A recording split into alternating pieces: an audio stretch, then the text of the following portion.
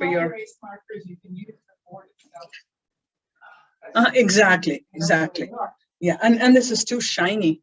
Yeah, let's see what they say. Cinda, how does this look? Not that I can plan to write and show you. This is the white screen in front of your closed eyes. Long before tablets were ever formed. Could you make this work, please? Today's the day where time stops. The water is all stillness. To work. It's not 8:10. Sorry, you guys, and please forgive us. Today is a very, very distracted day. I had a hard time with my son before I left and got the wrong car. Okay, thank you. Yeah, got the wrong car. So all my charts and posters are missing. I've made some.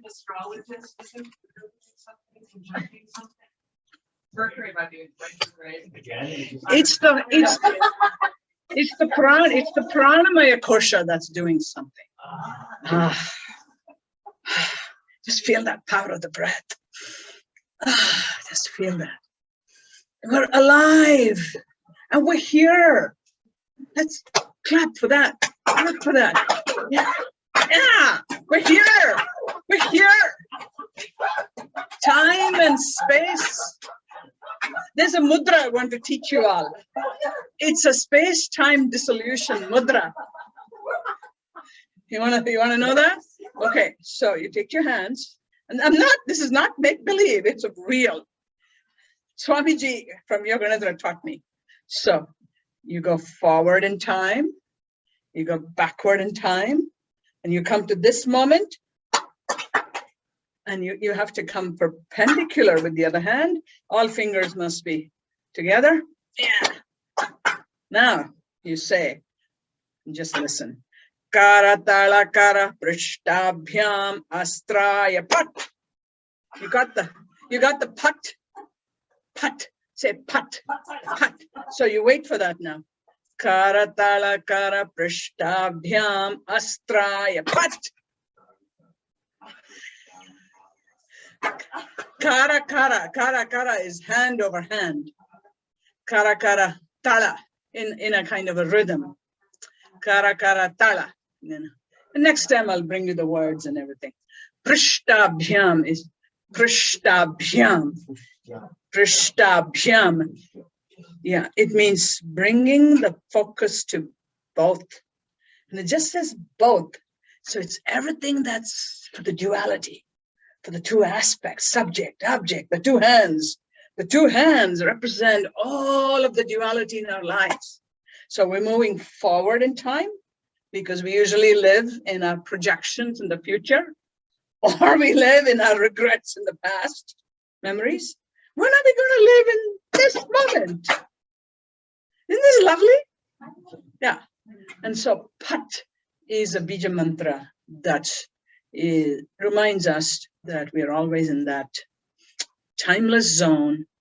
No zone at all. We're in the void. We're in the timeless void of no space, no time. Everything is in stillness while we are in motion. So just practice this, moving forward, moving back, perpendicular, come down. You should hear like a hollow clap. So this is the cave, the womb of the self, is what you form with these cupped palms.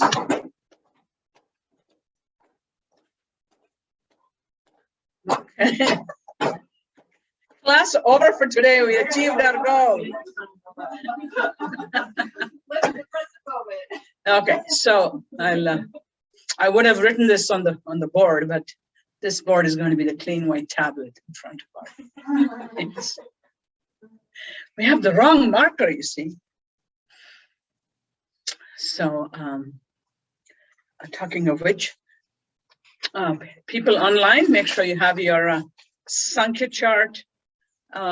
If you look at today's agenda, I've given all the list of the handouts we'll need, and for our people here, I brought a few copies. Aren't you lucky? Yeah, because I should just say, just bring your tablets here and we've distributed the Sankhya charts before, and so I do want them back at the end.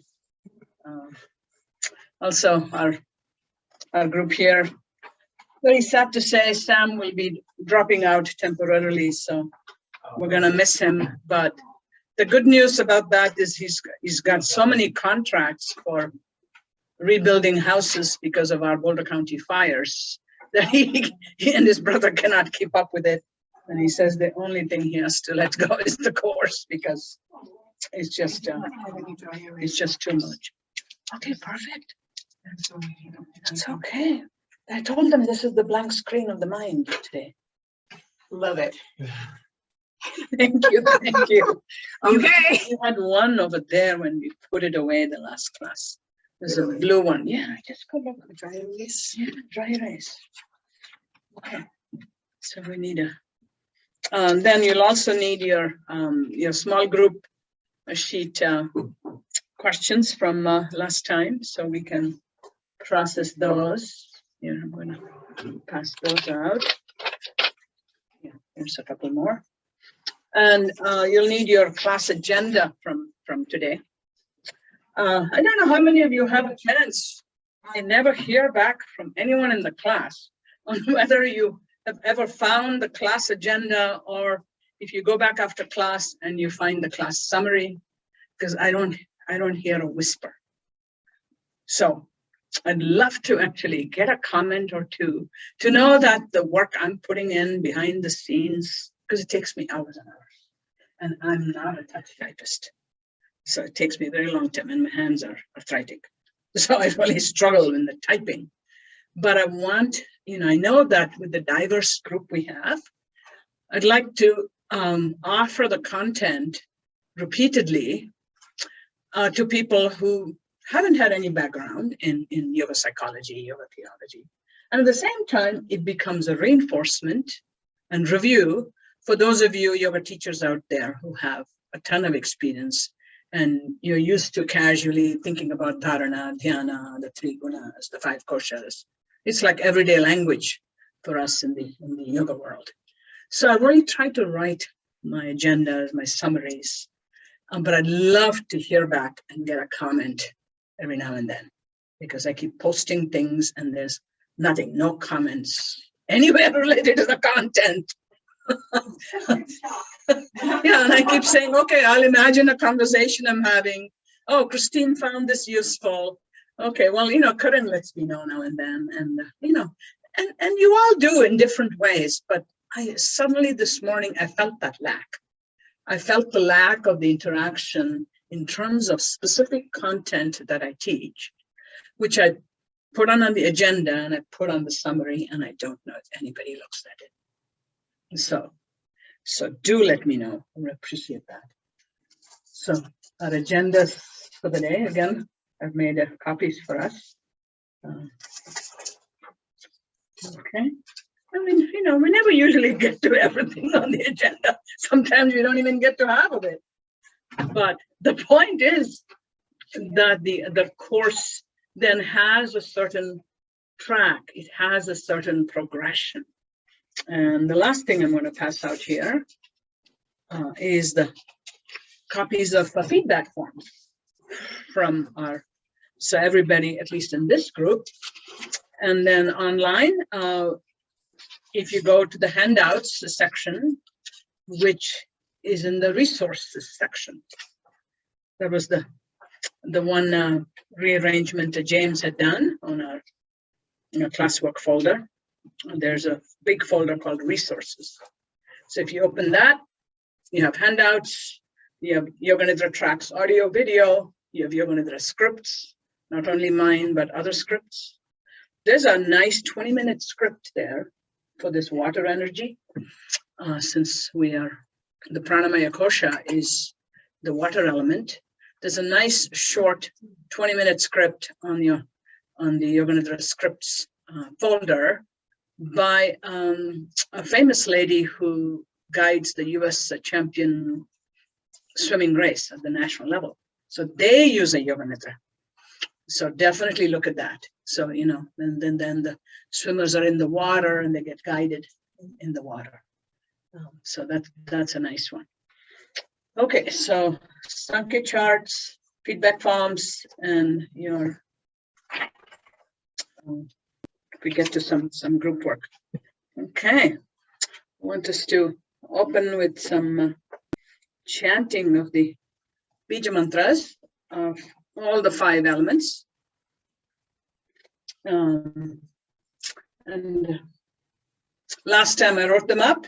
Now we'll just have to imagine the array. Actually, we could use the Leela. Could you grab one of her charts over there? Yeah, we're grabbing the chakra chart here from Carrie's studio wall. And so Lam, remember Lam for the Bija mantra, earth element. And so that's at the very bottom. And remember how we spoke about the 4 red petals. Just bring it a little closer. And some of you may have this already in the yoga studios you teach in, but it's all going to make a lot more sense, from this course. So the 4 petals, and that was the red triangle facing down. And then what's missing here is a golden square, and then the red petals. So the petal emanations, sham, sham, sam, vam. Vam being the Bija mantra of the water element. So pranamaya kosha, water element. Start noticing the crescent moon. So we're going from new moon rising back up, crescent moon, and by the time we finish the 15 phases of the moon, we'll be way up here with the crown chakra and the full moon. So this is, and to use some of the Jungian archetypal terms, Carl Jung was a lifelong yogi. And he visited India 2 times. He interviewed yogis and sadhus and Hinduism scholars. And this was all before he developed his psychological type theory of 4 functions, which eventually became the Myers-Briggs model, and the shadow, the archetype, the persona. So here's the shadow. The shadow is the new moon in the tamas guna, in the earth element. Now we're starting to become awake to the shadow. From the tamas guna, we're moving into the rajas. And the Bija mantra is Vam. Say Vam, Vam, Vam. Feel that resonance. Vam, Vam, Vam. With practice, you can be like a didgeridoo, almost doing circular breathing and keeping the sound flowing continuously. So just as a class, let's just do it. We'll just, for a couple of moments, just keep doing it. People keep coming in. Vam, vam, vam, vam. We'll go to some higher tones. Vam, vam, vam.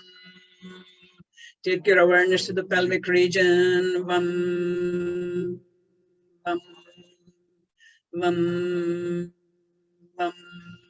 A beautiful drop of crystal pure water, like a little soap bubble.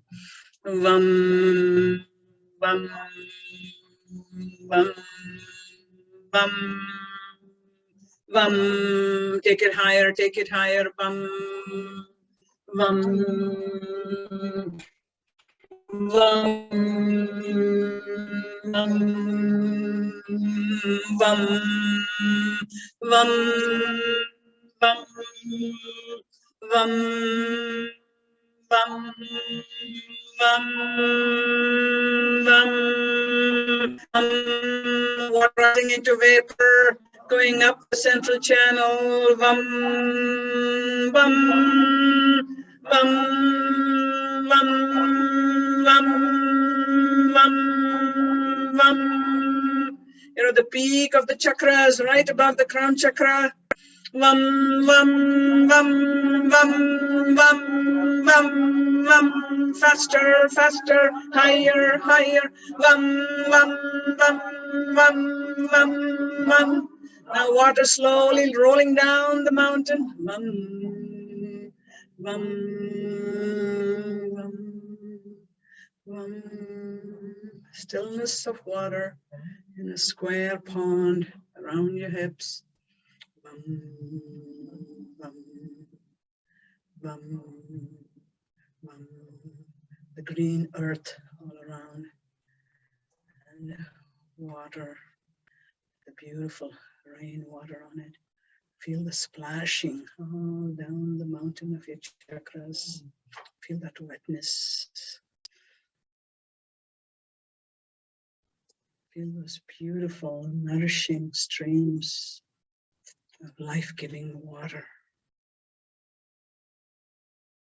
Visualize this beautiful white peak. In the yogic colors, water is white, pure white, like the snow and ice we have around us here right now. We have brilliant sunshine and we have snow and ice. This is Colorado. And visualize this mountain peak like a glacier. And we are in the ocean of consciousness. Goddess Lakshmi, who is the goddess of the preservation of all life, rises out of the ocean of consciousness. And she carries in her back hands 2 lotuses, symbolizing the unfoldment of our spiritual journey into the fullness. And in her front hands, she brings abundance, gold pot with coins, showering at our feet to remind us that the abundance of the earth is available to us if we're going to use it wisely, otherwise it vanishes. And Lakshmi goes back into the depths of the ocean. So this is the beautiful symbology. Visualize yourself as this glacier, this pure, icy glacier.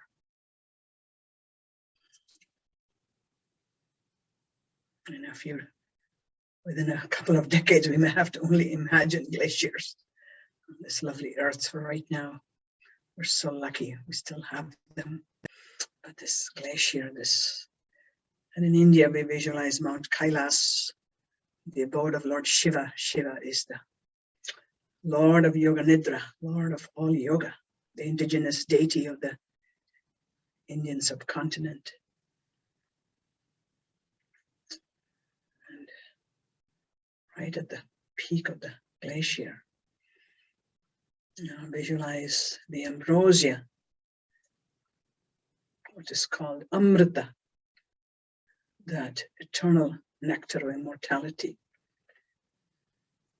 just streaming down like honey down the center of that glacier mountain and down the center of our spinal cord. As a yogic channel, we call that the Sushumna. Sushumna, that central fire of awareness, waking up to who we are, that fire. Just hold that beautiful visualization for a few moments.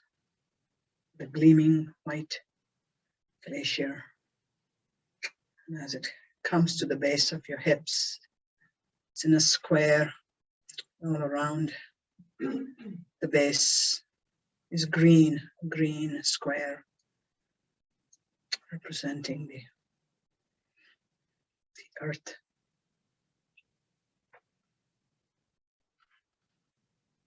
And our awareness is slowly climbing up the central channel.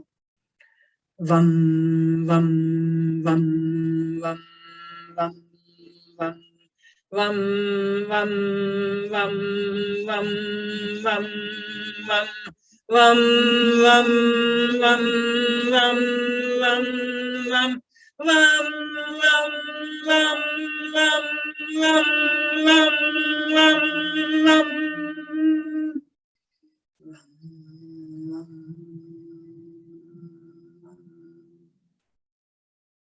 flowing down the mountain slowly. The melting water. the whole green square, nourishing the earth, nourishing the very source of life is in water. And from there, take that to your pelvic region. If you visualize the sacrum,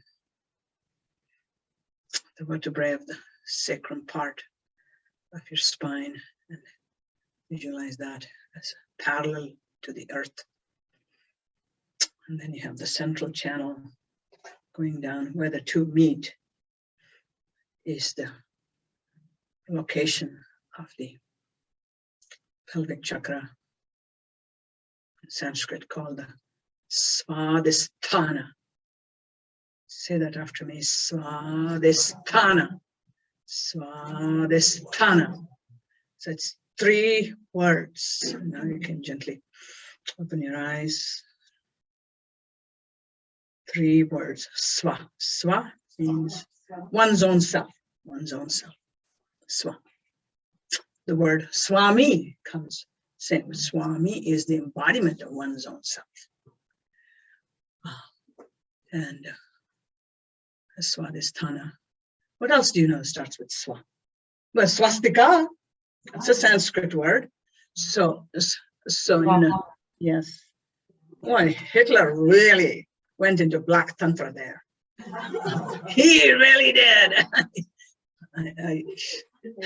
In our Indian history, we study about how he learned the black magic, where they took the Indian swastika and then they reversed it and turned it by 45 degrees to bring in the black side. Yeah, so swa, one's own self, and then asti. Asti is may it be so, and ka is the feminine divine mother energy. So the swastika is the mother energy of auspicious prosperity. And the vertical axis is Purusha, the witness consciousness. And the horizontal axis in the swastika is Prakriti, our Mother Nature. So the 2 axes, and there, that's what went into the Coptic cross, into Egyptian culture, and came from that into mystical Christianity as well. So the swastika is a very, very ancient symbol. And so it's here, we have Swa, Adi. Adi means the first. So the primordial location, sthana. Sthana is location, dwelling. I could come to Leela and say, where is your sthana? And she'll say, Lafayette, So sthana is like your dwelling, your own dwelling. So the dwelling of your primordial self, the chakra or the sacred center, where the first initial impulse of separate self arises for the psyche. That is the Swadhisthana.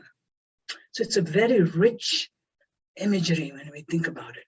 You have it's pranamaya kosha, prana, the subtle energy, life force, that which links us, this breath links us to the cosmic energy that is bombarding the earth all the time, especially the 1 mile atmosphere we have, within which our source of our life force, oxygen, exists in just the right ratio we need.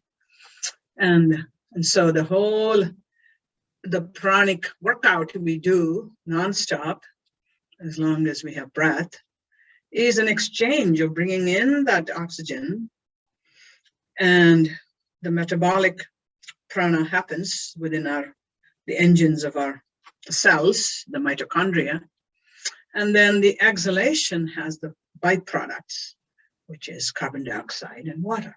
That's what we exhale out. So that whole process, inhale, exhale, the retention we have, if we take a pause, and then in yogic breathing and pranayama, we pay attention to that pause. It's actually inhale, pause, exhale, pause. So try that inhale, retain, exhale, retain. Inhale, hold, exhale, hold. As you're doing this rhythmically, gently increase the exhale, just like a fraction of a microsecond. Hold, exhale, slightly longer, hold.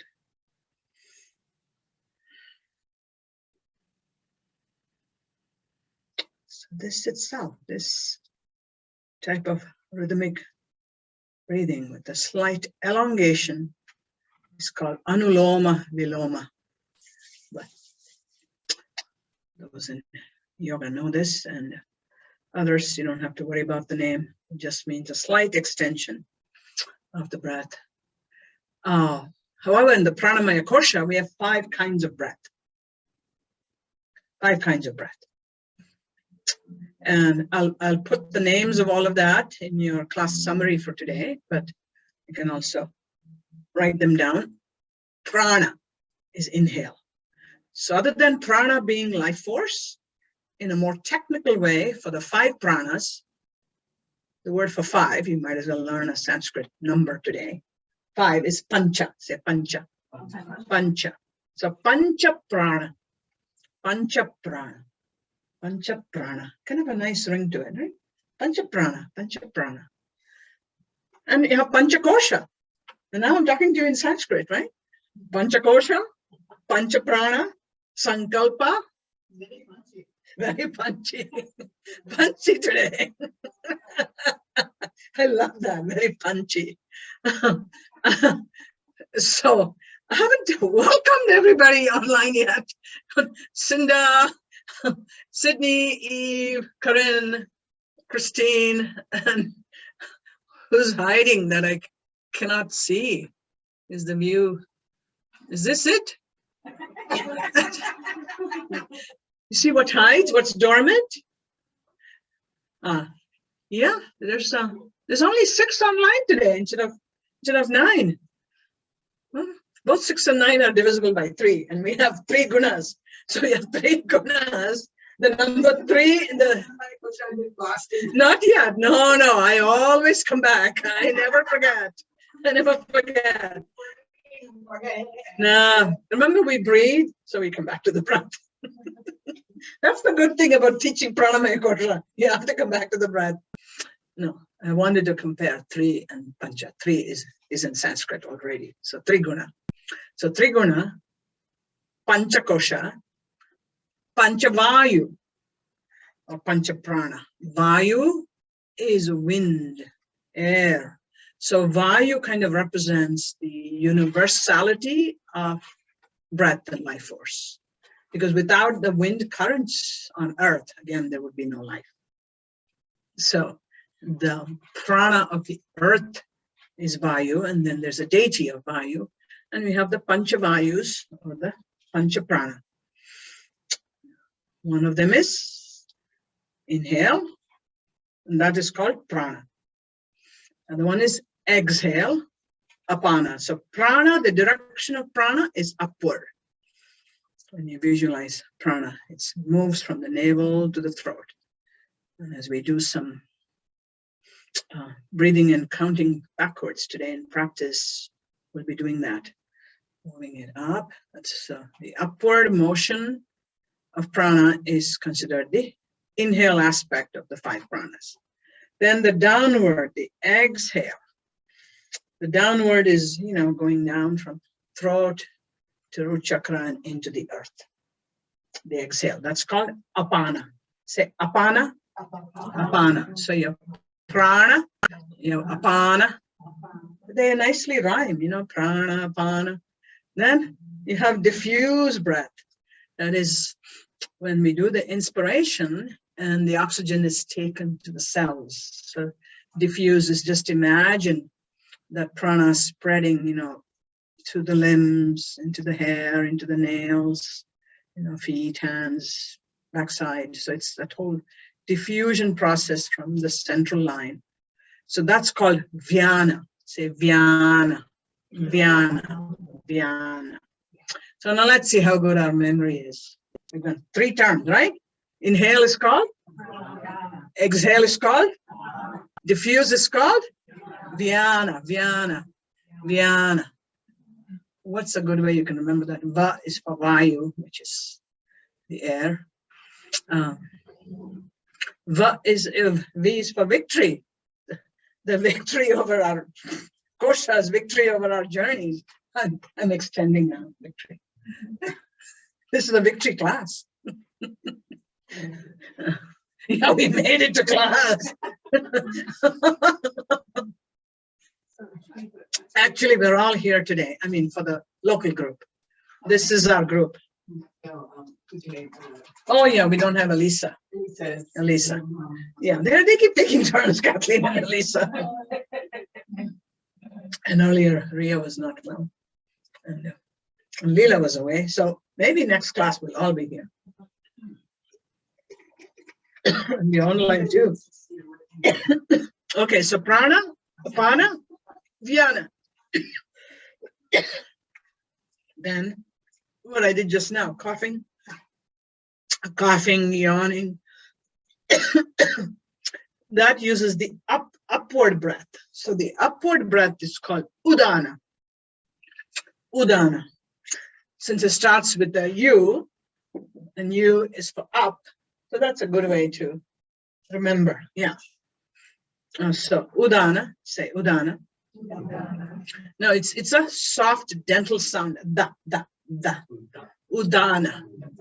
In Sanskrit language, when in doubt how to pronounce D's and T's, always go dental. You go to dentist to have your teeth pulled out. How you talk when your teeth are pulled out? That is dental. Da, da, da, da. Dhyana, samadhi. Yoga nidra, say nidra. Yeah, nidra. And then this one is udana. Udana. See, I didn't forget. I came right back. Okay, now we've got 4, right? Okay, upward breath is prana. Downward breath is apana. Diffuse breath is vyana. And upward breath is udana. Udana. I guess the first one, prana, is inhale. And I said upward. So inhale, prana. Exhale, apana. Diffuse, vyana. Upward, udana. Udana is also visualized as the very last breath we will take. So consciousness is visualized at the time of death, that the Sankhya chart gets rolled up from the bottom. And then so our sense organs yield to the organs of action, then they yield to the subtle elements, then they yield to the 5 gross elements, and then buddhi yields to ahankara, ahankara yields to manas. And among the pranas, the inhale and exhale and diffuse breath all yield. The digestive breath, which is going to be the last one, we'll do samana. Digestive breath is very quiet, and all 4 of them yield and come into one udana, the very last final exiting upward breath. So it has a very sacred quality, and that's the last one. And the koshas get rolled up and the Sankhya chart gets thrown away. So can that happen in living liberation? We don't have to wait till the dissolution of our body, but we can roll up the kosha chart as part of our liberation cycle. Moving through the koshas, that gives us an opportunity to go upwards. What's Question. difference What's the difference? between the prana, which is the Inhale, and the udana. which is the breath? Yeah. Well, when we visualize the breath itself, the very act of breathing and nourishing, beyond breath, it's really like life force, vitality, electromagnetic field. All of that is prana. The one word combines all that. So the prana, the inhale breath, is you actually visualize it, kind of coming in. You it's like the chest and the organs. And so from the navel to the throat, and it's all contained in the body. But the Udana, it pierces the skull and moves out. Pierces, P-I-E-R-E-S-C-E-S, like piercing your ears. It pierces the skull. So at cremation time, they actually knock a hole in the skull so that the skull won't explode. You have so much water. Yeah, if you don't do it, it explodes. Yeah, I asked for the opportunity at my late father's cremation. They wouldn't allow me. No women are allowed to come and do that on the site. We have to be at home making food for the men when they come back from the cremation, and they have a ritual bath. Yeah, so that's why we have this soft spot right there where the fontanelle. So that's where and it's also called the Bindu chakra, where the nectar of the Amrita is visualized in tantric yoga coming into the central channel. So that's where the whole is stored. So in that Udana, the final fluids of the body escape. So again, the pranamaya kosha. Pranamaya kosha is very interesting because it combines simultaneously attention to the prana, to the life force, and also is based in the water element. And so the water of life, therefore dissolved prana. It's the dissolved oxygen in water that sustains all life, not only for the sperm and the egg coming together, but for all life in the ocean. So as we're warming the ocean, then less and less oxygen dissolves in the ocean. So that's why our water creatures are dying like crazy. They don't have enough dissolved oxygen. So 4 breaths so far. And then the 5th one, samana vayu. Say samana. So sama, the word sama in Sanskrit means exactly the same as the word same in English. Think sama, same as. Same as what? It's the equilibrium, the breath that brings harmony and equilibrium, and is known as the digestive breath.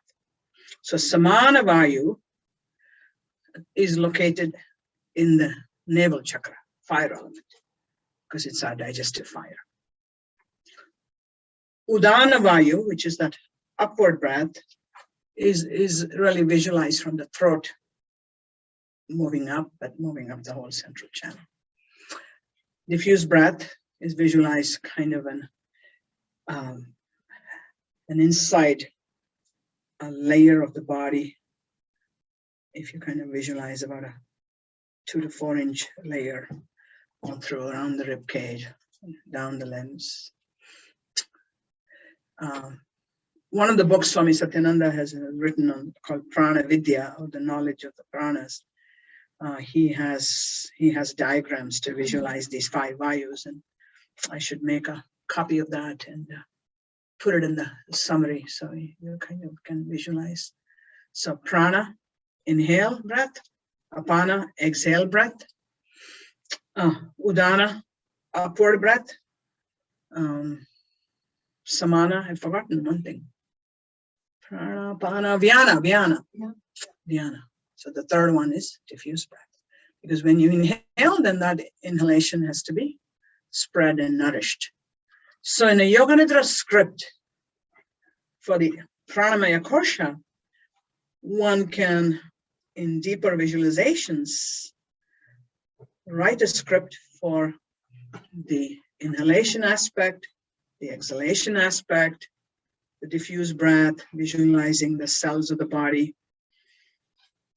and the power of life in the breath moving through the semi-permeable membranes of the cells, inside the cells, and then I visualize the mitochondria as cute little, the 7 dwarfs, working away in the cave of each cell, and then what comes out the exhalation, there's residues that come out of every single cell, metabolic residues. You know, when you move a muscle, then there's residues, the lactic acid, for instance. So every cell generates different types of residues after using the oxygen, and then that is sent back with the blood. The blood is an amazing carrier, you know, as the river of life within our own beings. It's very much, you know, part of the second chakra, but also the first chakra. In the Muladhara, in the petals, we visualize, you know, blood, flesh, bones, organs, but then the blood comes into the second chakra as well. So blood and water. And the water element in our bodies, it's just so profound. There must be at least a dozen kinds of fluids in our bodies. The ones we can visualize more readily, you know, so it's the water that we drink, then the moisture that we exhale with each breath, then the water inside our cells, what we call intracellular fluids. And there's also many types of extracellular fluids. There's joint fluids. So with my knee injury here, the joint fluid has escaped from its envelope around the knee joint and made a big fat swelling.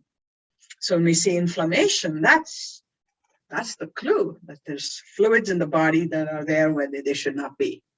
And so then the fluids we excrete, right from sexual fluid to urine and menstrual fluid. So this is the sacred aspect of the fluids in our body.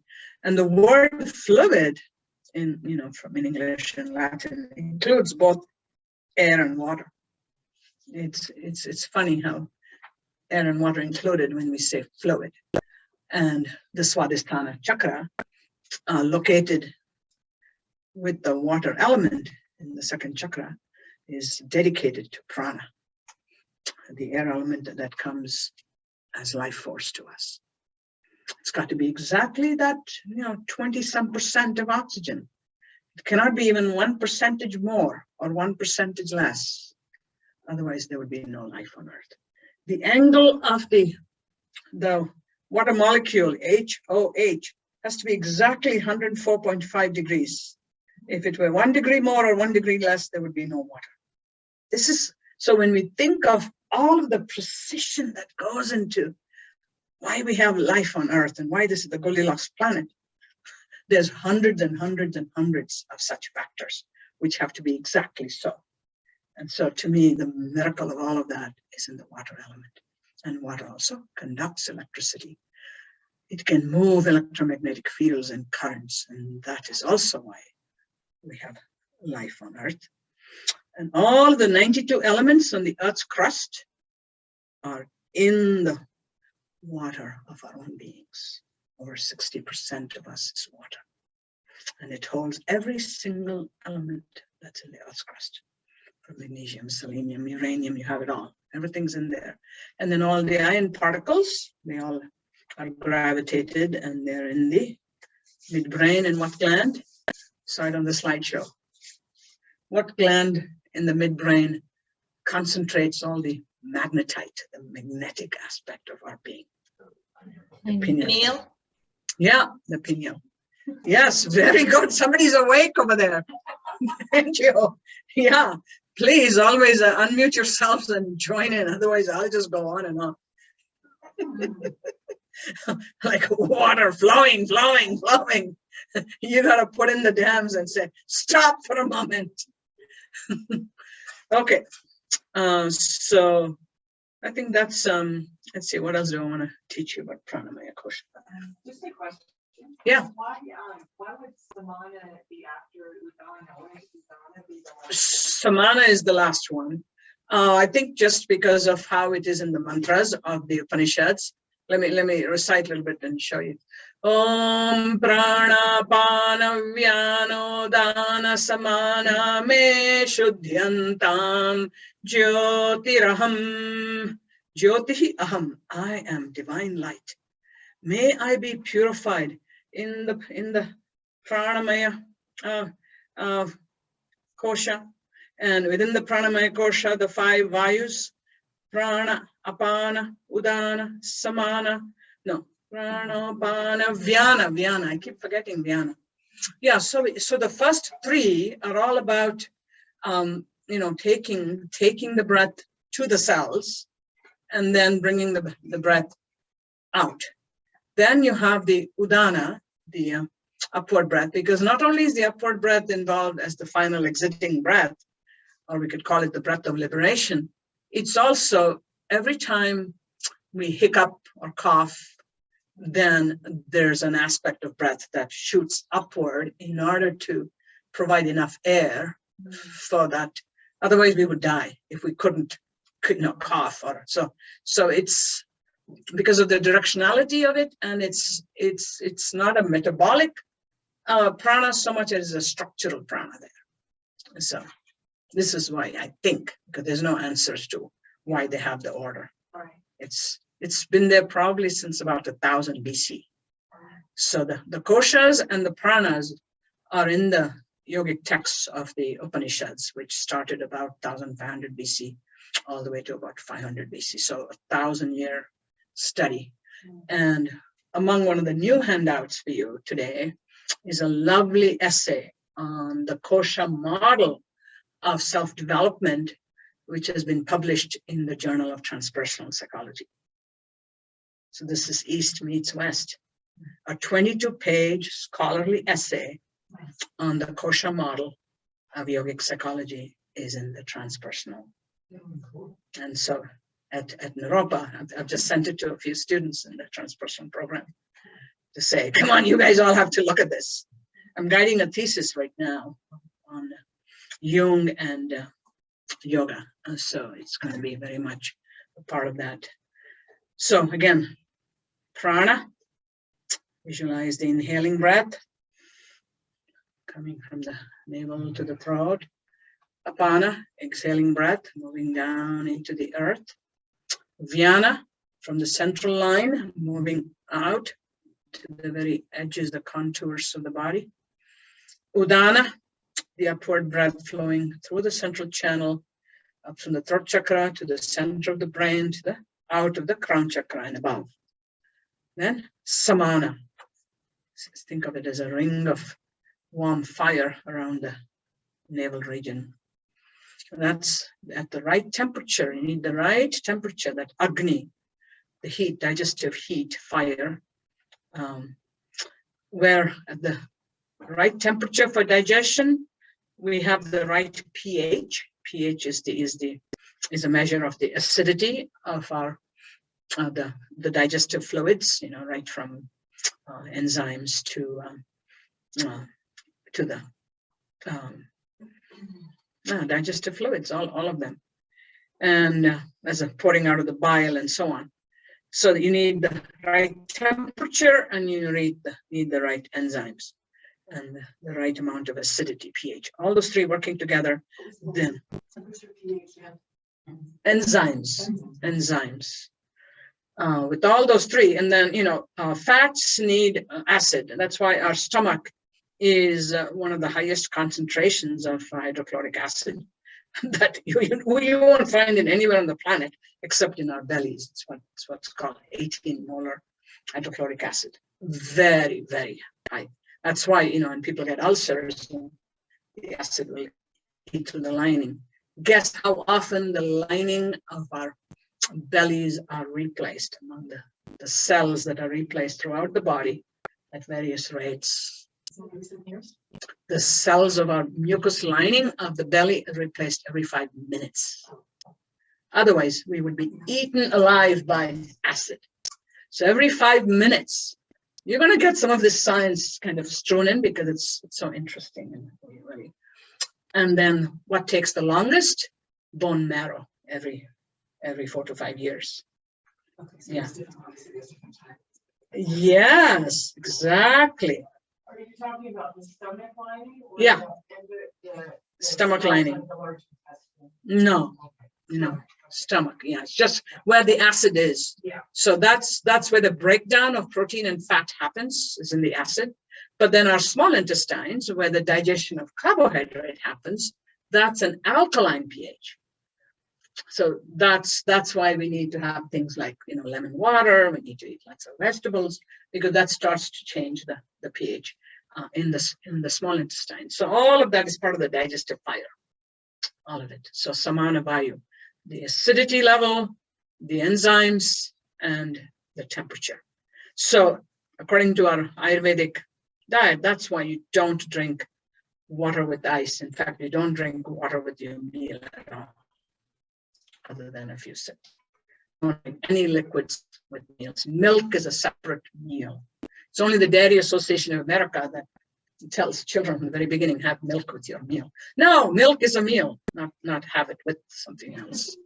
So the fluids, so fluids and air, the 5 pranas, and then with the water element, think of all 3 phases of water. Tamas, that is ice. Rajas, that is flowing water.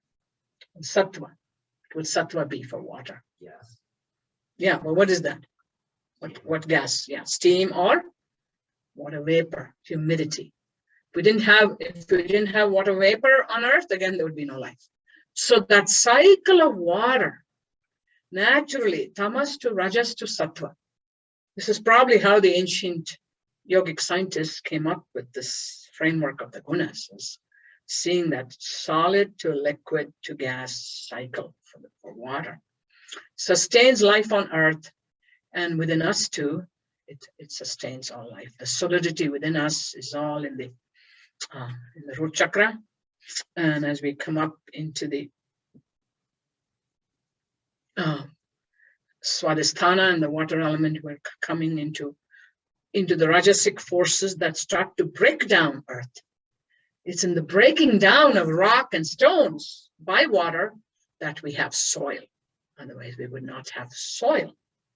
And then the probiotics, which obviously have taken root, the nurturing bacteria for life on Earth, because of the cells, more than the cells of our body, we have 3 times as many cells of bacteria which coexist with our body.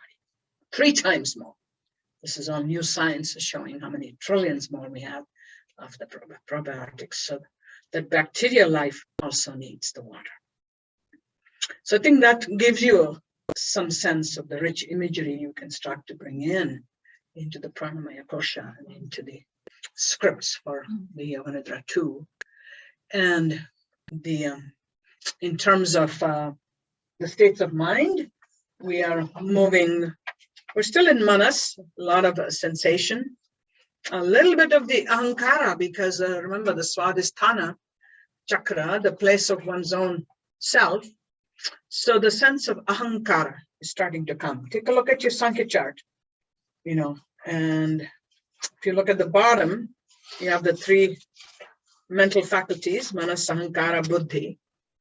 And of course, prakriti. Prakriti is all of it, all materiality, which includes everything on this chart. And then purusha is our witness consciousness that is outside of the chart.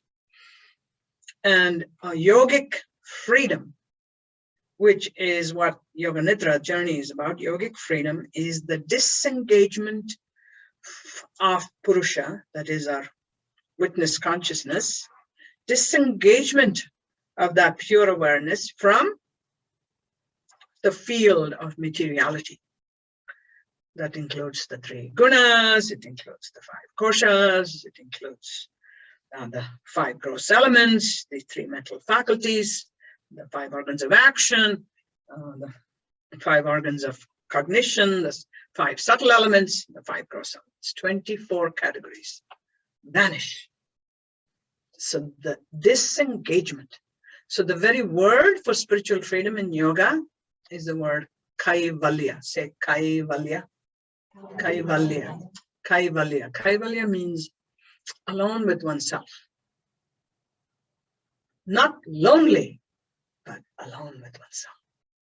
That is Purusha within us, pure consciousness, the witness consciousness, disengaged, consciously disengaged from Prakriti, where there's no more effort, there's no resistance, there's no opposites.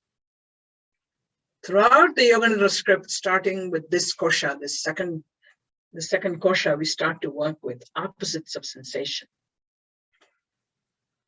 And in the next kosha, in the manomaya, which is concrete mental, it's even more. And Richard Miller really emphasizes that. He's a master at working with the opposites of emotion.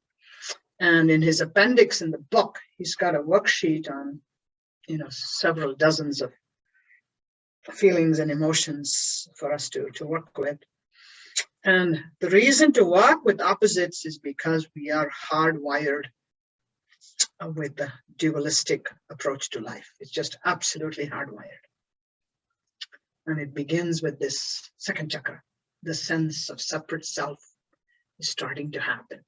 Then that gets nurtured more and more as we move from sensory mind, manas, the sensations. How does something feel? How does something taste? How does something look? What is the sound I hear? Or what is the sound that is heard? And then as we are approaching this sense of separate self, it is more about, what am I hearing? What is that sound doing to me? How do I feel about this texture I'm touching? How does it affect me? Oh, this feels wet. Oh, it must be water. Oh, why is there water? Oh, this is my room. There shouldn't be water here on the floor. Oops, okay, I better look and see. Is there a thing in the ceiling? Yeah, my son came to me during the height of our last icy storm we had last month, I think. And then he said, Mom, you got to come and see this thing dripping in the garage. Must be from the crawl space. I said, from the crawl space? How is it going to go to the garage ceiling? But I went to see, and I had to do all the deductions. But that's what it is. It's the ability to sense something and then to make an inference. So that is taking our mental aspect of Sankhya from manas, which is sensory awareness, to ahankara. How does what I sense, how does that affect me? Or what am I going to do about it? And then the highest level, buddhi. What is the best action to take? So the discernment that comes in for the highest good. So this is how the quality of mental progression moves up the koshas. And any questions on the Sankhya chart when I'm holding on to it? Let's see, it's two. Notice how from top to bottom, how the earth element links to smell just below it, or odor. And then among the organs of action, that links to our bowels and excretion of, us, all our food residues. So it's considered more the earth element. Then the nose for smelling it. And the nose, remember, it uses the most ancient system for smell we have, which is our olfactory bulb right behind the bridge of the nose. And we share that olfactory bulb all the way with reptiles, crocodiles. I mean, it's amphibians. They all have. So we share that common thing. It's the most primitive sense organ we have for survival, is our sense of smell. And then, which is why with the COVID, those of us who lost our sense of smell, mine was very early in COVID, and Ria has just gone through that now.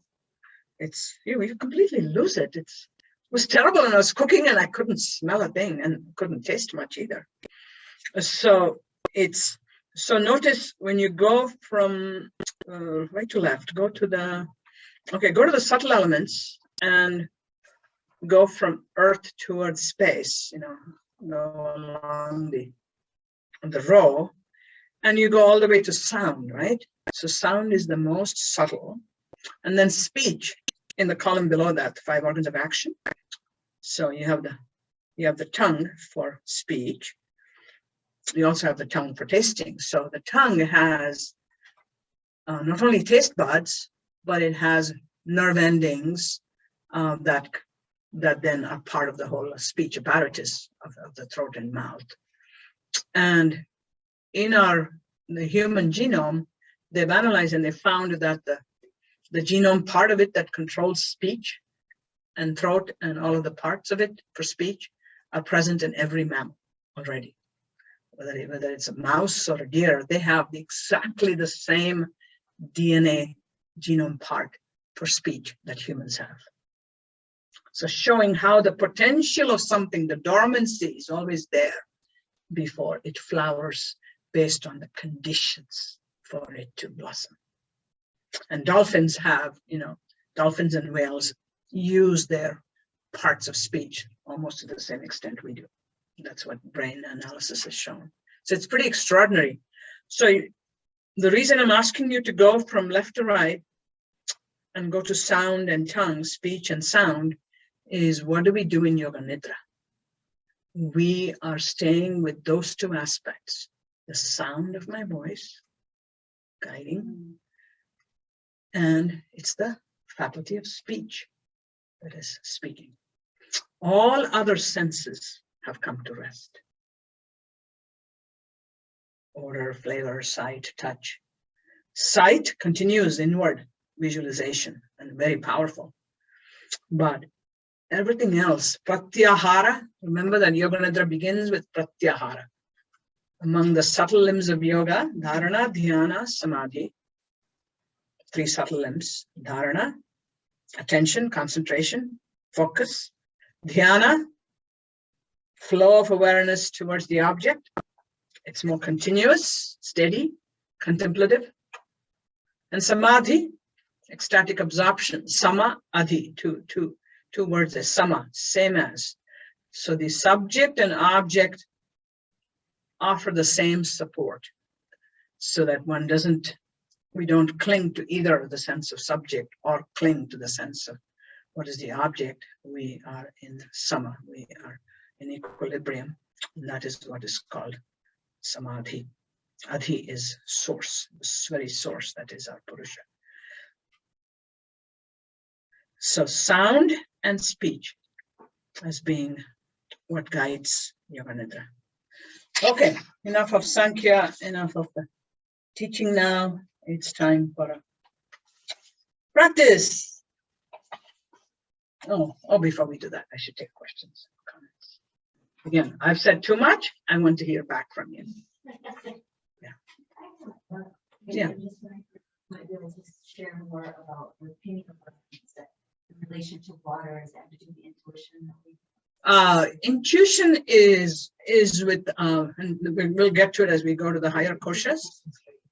Oh, sorry. Yeah, Ria wants to know if the pineal gland has anything to do with our intuition. So the pineal gland is strictly for 2 reasons. One is our spatial processing with respect to the magnetic orientation of the earth itself and how we bring our alignment. Men have a little bit more, they have slightly larger pineal glands than women, and we know their sense of direction is much, much better. So there is that. And then the, elephants and the big animals on land and the big animals in the ocean have, there's also the spleen is also involved in that spatial thing, because the spleen has a high concentration of red blood cells, which has the hemoglobin, which also has the magnetic properties. So it's for intuition, it is both the left and right brain hemispheres working together, and our higher brain organs and circuits from everything from the cerebral cortex, and particularly our what we call the neofrontal cortex, the newest part of our brain, because from the Neanderthal, when they had the sloping forehead, and as humans in Africa and the East Rift Valley kept eating more shellfish, and the omega-3 then expanded our brain size, and we developed a forehead.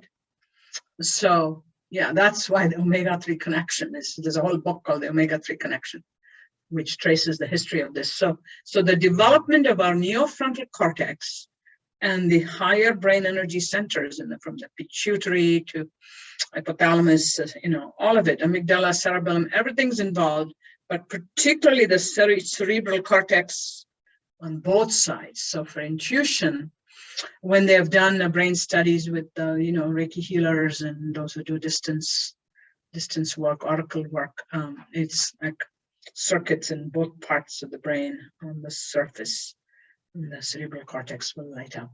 At the same time, we have strong visual centers in the occipital lobe. One is called the insula. If you go back to the slide, you'll see that. We have over 20 visual pathways. They all light up because inner visualization is very much a part of the intuition. Yeah, so that's a whole neuroscience. The neuroscience of intuition is fascinating. But in terms of yoga nidra, that starts to come in as we move to the Vijnanamaya kosha, the fourth kosha and further. And for setting up a class, and where the intuition comes in is often you may have a whole script you come in with, but judging on the energy of the group, you start to make changes. And all those of you who have worked with clients, whether as healers, massage therapists, yoga teachers, you know this. How slight changes happen, shifts happen.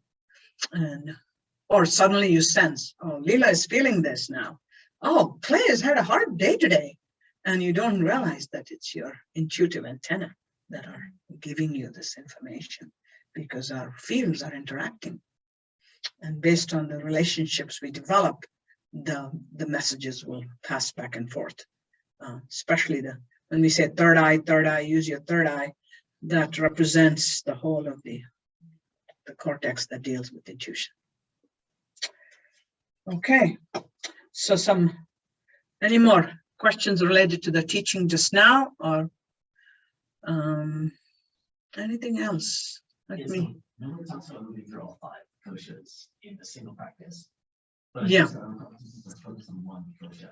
Well, this is the training. This is the training.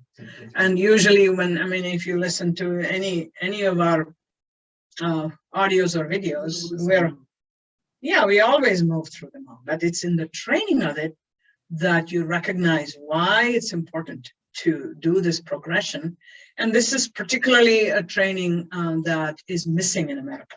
You're not going to get it because the people who guide don't have the background to provide this. So this is really the kosha model is absolutely central to yoga psychology and yogic cosmology. And, Richard Miller got a little bit of it from his Hatha Yoga teacher, but he's the major one who has helped to spread yoga nidra in the West so rapidly because it caught on with the veterans and the veterans research. And Richard Miller. Oh, Richard. Yeah, because and of course in the process he relabeled it I rest. I had 2 students walk into my Naropa, yoga nidra a few years ago saying, "Oh, we heard about you in the vet clinic." I said, "You heard about me in the vet clinic? We heard that there was an Indian lady teaching something called yoga nidra, and we know it as I rest, and we wanted to come and see the source." That's how I first found out that the vet clinics are using yoga nidra. Yeah, and so yes, so the koshas thing is included, just like we include dharana to dhyana very consciously, where you pick a few things that you're going to rapidly work through. That's why it's called rapid psychic images. When you say a burning candle, a forest fire, a tree standing by the water, your feet on a rock. We just move through these, so that's all dharana points. And then when we might say, feel the water splashing your feet, feel the cool water, feel the wetness on your feet, that's a dhyana, because you're expanding, you're extending the attention. And it's very deliberately that these components are included. And once you teach the kosha model, which in India, since that's where all this, people are so familiar with the kosha model and with the chakra model that they realize that Yoga Nidra is offering a practice that allows us to progress through the Sankhya chart into spiritual freedom. In the West, it stops at the therapeutic benefits. There is not the emphasis on Yoga Nidra as a pathway to your freedom. The single point of awareness is dharana. Dharana. Say dharana. I'm not going to let you alone until you get the pronunciation. Da. No. Say ha, ha, ha. Yeah, you'll repeat now. Ha. So say ha, ha, ha, ha. Da, da, da, ha, da, ha, da, ha, da, da, da, da, da, da. Right from here. Da, da. Leela knows this. This is my Leela, my cosmic play. You've got to get the aspirate. Da. You lost it. Where's your enzymes and your pH and your, yeah, dharana. Ha. In Sanskrit, wherever you see an H, that means it accompanies the consonant and it's an aspirate. Aspirate means the sound of the breath. Ha. Dharana. Dhyana. So every time you pay attention, every time you concentrate on something, that's a dharana. And dhyana is more simple. Dhyana. No, single pointed is dharana. Dhyana is a flow. Here, this will be very useful. You have a digital clock, you have an analog clock. Digital is dharana. Analog is dhyana. Digital, it's interrupted, it's discrete. You pay attention, and then you might be interrupted because our minds are so distracted.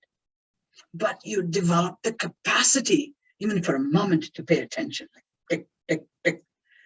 So when the whole needle just flows uninterrupted, that's dhyana. Yeah. I love that one. That's me. Me too. I want this one. I I love want it. the digital one so hard. Oh, I cannot stand the digital ones. Yeah, I know. Me too. Okay. Let's see if anybody within the online has a question. Did you follow what Clay asked? The difference between dharana and dhyana. It's like these two columns: digital, analog. Dharana, one pointed concentration. Patanjali in the Yoga Sutras, chapter 2, he says, Desha Digbandha Dharana. That means fixate your awareness in a location with the object of meditation in space. So give it a place. It's like, blue sky. Very hard to just focus your concentration on the blue sky. But if you imagine a plane on the blue sky, then you can kind of fixate on an object in that. So taking the awareness in a diffuse way into the blue sky, that would be like a dhyana flow. Or following the movement of the plane in a steady way, that would be dhyana. So in Yoga Nidra, in our scripts, every time we pause, and this is why in the feedback that you're all getting, you know that my biggest feedback is always about pauses. Pause more, extend that pause. And that's the reason, is to give the opportunity for dhyana to happen, to give a moment of rest there for the pause. When we read from a script, what happens is, since you're not generating it live, then we shift to an unconscious habit of just what it would be if we're reading aloud. And so there is the danger with that. That's why you have to practice using the script, record yourself, listen to yourself, have somebody else listen to it. And we're going to start taking opportunities in class and to work in partners and give each other feedback. So the difference between dharana and dhyana is Also being able to extend that time component. And not everybody's going to catch on. It's possible that in the dhyana movements that people have fallen asleep or they've gone into the dream state. And that's okay. It's still very therapeutic. So it's very important as you urge your people in the script right in the beginning, we're going to make a group sankalpa to stay awake, to not sleep, but to stay awake. But if you need to sleep, then that's what your body needs more. You need the nidra more than you need the yoga nidra. But kindly do the practice when you are awake in the daytime and practice in the daytime, unless you want to use yoga nidra for sleep. Then we would do a different sankalpa. Your sankalpa would be, I invite sound sleep. I invite restful sleep. I invite dreamless sleep. But you're always going to dream a little bit, which is important. And then we would not do, if you're trying to use yoga nidra to go to sleep, you would limit your counting backwards to the lower and middle chakras. You won't go any higher than the heart chakra. You want to stay more in the tamas gunas of the root chakra, or you can repeatedly do root chakra for 3 rounds. You want to stay there when you are sleeping? Just before you sleep. Yeah. Navel chakra is a good one. Heart chakra is always good because at the time we sleep, we are starting to come to terms with the day. We kind of revisit our day, and so it's good to let the mind just to revisit the day, but keep our awareness in the heart chakra because that's our interpersonal chakra, and we'll talk more about that when we come to that kosha. Yeah, a sankalpa you would have for sleep would then be what you would use. So it's best to guide the group to say, okay, if you do have to sleep, then most people don't know they're asleep till they wake up.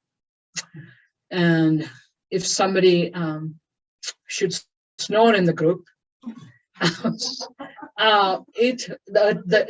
have to have a strategy ahead of time with the teacher. I used to tell my Naropa students, I'll hold a feather and I'll come and tickle your toes. No, I never did that. But I would sometimes, while I'm guiding, I would go stand close to that person. And then just the difference in how they receive the voice energy and my presence would shift it. The other instruction one can give is, if somebody gently taps you, please roll over to one side. That's it. If you roll over, then the snoring will stop. It's a strategy to stop snoring. This is well known in the medical field. So, because then epiglottis, that murmuring will stop. I have the same issue. So address the snoring, address the sleeping, and then then the pacing of your delivery. And I've given all of you feedback on that. It's fine to go a little fast when you're doing the dharana components. It's like the rapid psychic images. You don't want to dwell too much on that. A mountain in the distance, the sunset in the park, a burning candle, the ice outside the window. And because if we pause too much, the mind will wander. But just working with it at the same pace. Don't pause more on any one than the other. To be consistent with the pacing. That's critical. To be consistent. So practice, record it, hear yourself, get some feedback. And the same amount of pausing is needed consistently when we do rotation of consciousness. And here, I think I responded to a couple of people. Alert your group to the part of the body you're going to do first. For instance, we will go from the right side of the body to the left side of the body. So that's a cue. Then right hand, thumb. So I'm emphasizing and saying a little bit louder, right hand. And so then that's a cue. The whole awareness goes to the right hand. Only then you begin the different fingers. Another place I noticed was the back side of the body. After you finish the arms and the legs, it's nice to wind it up by either saying, visualize both legs together, both arms together. And now the back side of the body, pause. Beginning with right shoulder blade, left shoulder blade. Right side of the back, left side of the back, the middle of the back, the whole back. The back side of the body is important because it's there's so many nerve endings and there's so many receptors for our sympathetic, parasympathetic nervous systems, and the meridians and the channels there, the nadis and the meridians. So right side, left side, middle. Only then you come to the spine.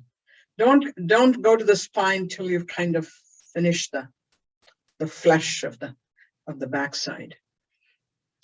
And then, then again, depending on whether you're doing a short script or a long script.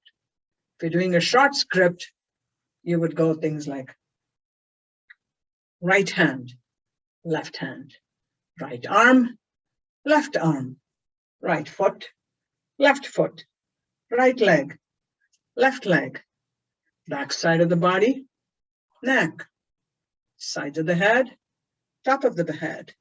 Come to the face. Face is very important. Do have to do the parts of the face, even in a short script. So with the huge amount of work you've all put in to this Yoga Nidra script 1, I see you mining it like gold. You have your basic script. Make 2 variations from it. One short Yoga Nidra and one long Yoga Nidra. Janet, you and I have been working on this already.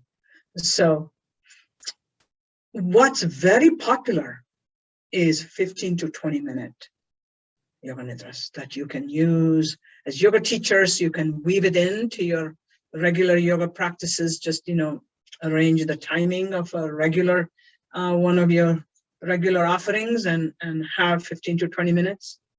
Or when you decide you're going to have a session dedicated to Yoga Nidra, then you should plan at least for an hour so that you can have time to do 10, 12 minutes of asana movement, then say 5 minutes of pranayama, and then you have time to do a 42. Start with about 30 minutes, then build up to 40 to 45 minutes. Do not right away start with a 45 or 50 minute. You've lost half the group to sleep. I still remember in our advanced training in India, the Bihar school ashram, surrounded by noise, middle of a street intersection. And in India, we have horns blaring. So if you look on the back of a truck, the sign will say, blow horn. It'll say blow horn right on the bumper.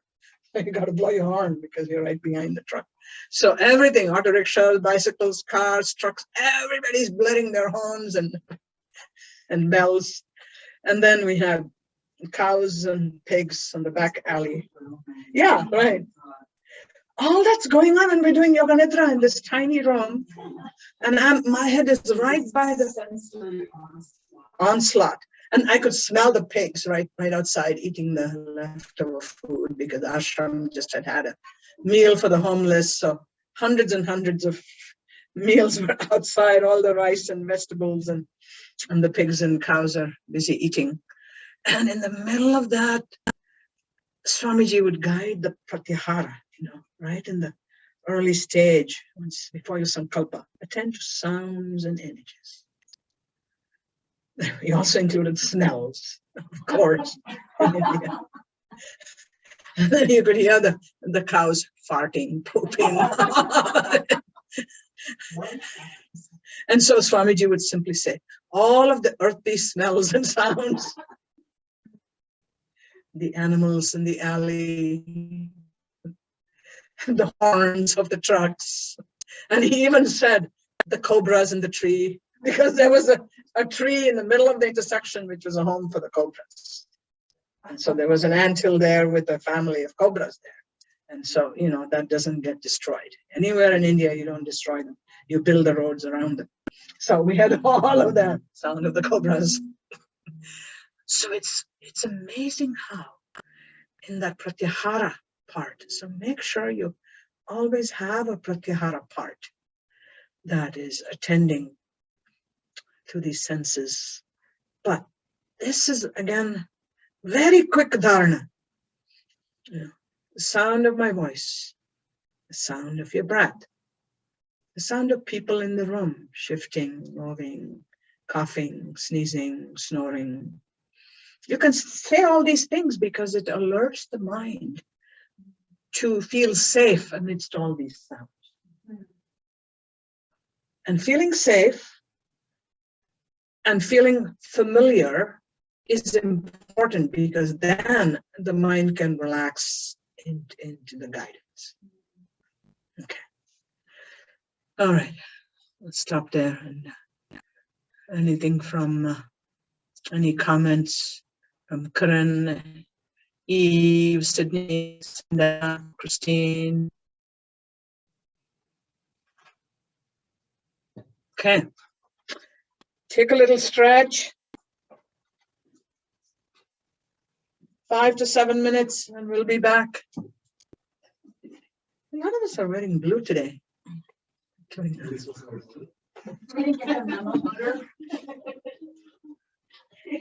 Water element. I have a question in that, when you're guiding us, are you in those images? Yeah. Are you, because sometimes I watch you, I don't lay down and do the nidra, I like to also watch you. Sure. And it seems like you're using your hands a lot, like you're moving. I'm actually doing it. You're actually doing Yeah. it. Yeah. This is why you will all see as you go further into it, once the script becomes an interior pattern, that I can casually and then look at the outcome. Yeah, but that's all. But Yeah, yeah. there is a way that you can be both Krishna and Radha. Source is one. So you do feel revitalized after I was gonna ask you. Once you start doing your trials, you'll feel. Yeah. Well, I did one where my friend was like, you started off reading and then it shifted. And then I felt you like it was more like I could receive it because it wasn't just a script, it was like you were being it. Yeah. Kerry does that. She's fabulous. She leads a 10-minute movement thing. She's so much in it. Yeah. Yeah, and for you, because of the years of healing work you've done, Yeah. and the way you use your voice to guide, it'll come natural. Yeah. And Well, the I think for- components will just flow. You'll just see, what's the next one you have to do. And that's why I often skip some parts. Because already the intuitive mind has gone ahead and there's a whole visualization that's waiting. So I know if I have to get there, I'm going to give up one of the counting backwards. Yeah. Give that up because the group doesn't. Because you can feel it. Yeah. Yeah. So it is an extremely intuitive process. It was a good discussion here. Not in there to mine. Gotta mine it. Gotta mine the replay. Several times. Yeah, I noticed one of the replays had 33 times watching. So Carrie, we don't have the last one, do we? The last play. So I assume we didn't bother with it because it was stuck. just downloaded before here, sorry, and get it all translated, fine. I found that when you had sent that previous Thursday link to me, I just had to wait. And I had to kind of fiddle with my mouse a little bit. And then suddenly the video started. It's like in the beginning, I can see it to be there. Yeah. But I just moved the mouse around. Just, come on, cool. I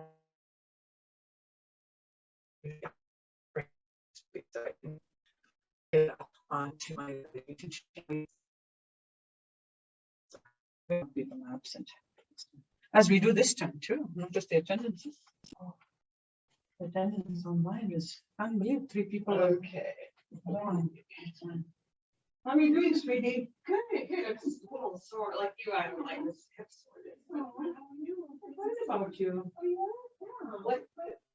What for? Yeah, I'm just here. Sharing on the simple fun. Yeah. So oh, you're so sweet. I just been working really, really hard with the dogs, really hard. Yeah. But I wanted to discuss with this like with the breath, it does, because I feel like I don't breathe. Yeah. Just in general, and then, you know, if I'm with, like if the perform in front of people with dogs, like I get a little Anxiety breathing. anxiety, and so it was really good to practice recording myself. Okay. Because I could tell I was like tight, and then I listened to one of your recordings, and then I recorded myself again, and that's the one I sent you.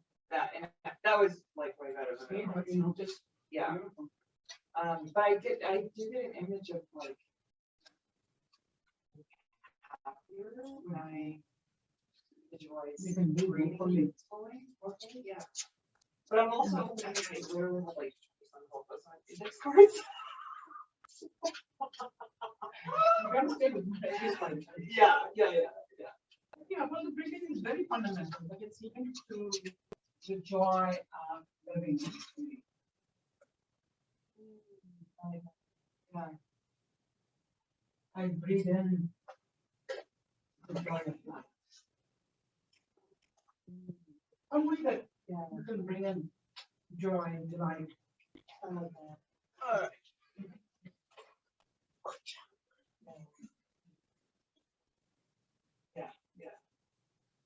It's better than home. Oh, yeah. No, it's there. Yeah. So that's the reason you want to connect with people. With the joy. Yeah. Yeah, that's a good insight. I almost feel like that's almost, it's hard for me to connect that because it's like so, it's like a full breath. I can get the image of the joy, but if I like say joy or put it in the, Yeah, then it's too restricted. yeah, or like I can't sense it as much, you know. But I'll keep playing. Yeah. Kenny, are these yours? So what? What are these? Take your mind and you can borrow them. Thank you, Jenna. You're welcome. Is someone in the bathroom? No, it's open.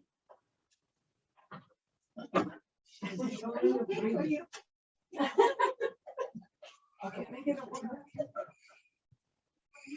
Oh.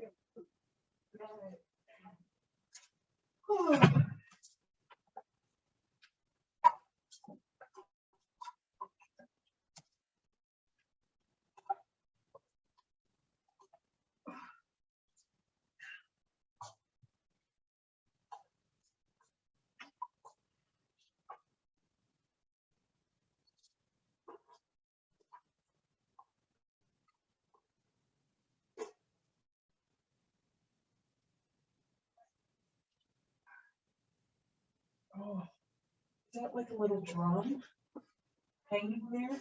Right there. Yeah. Yeah. Somebody hooked it up. It just wanted to be there. I just wanted to be there. Yeah.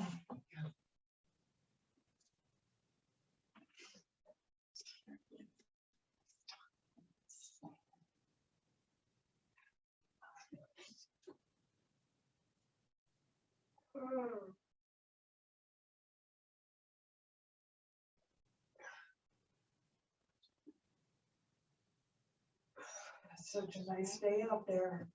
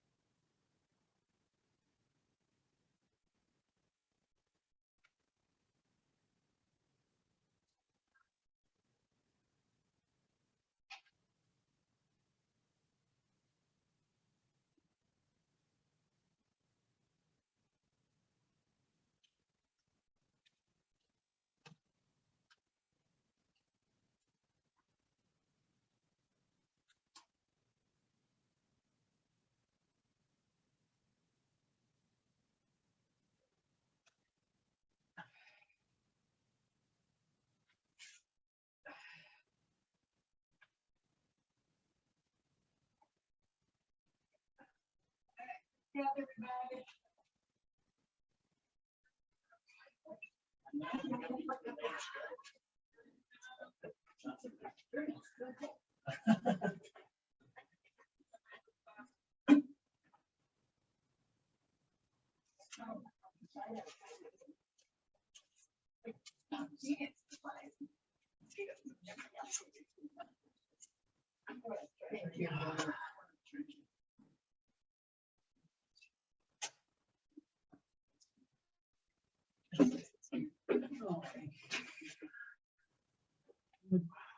It's really good. I'm getting it.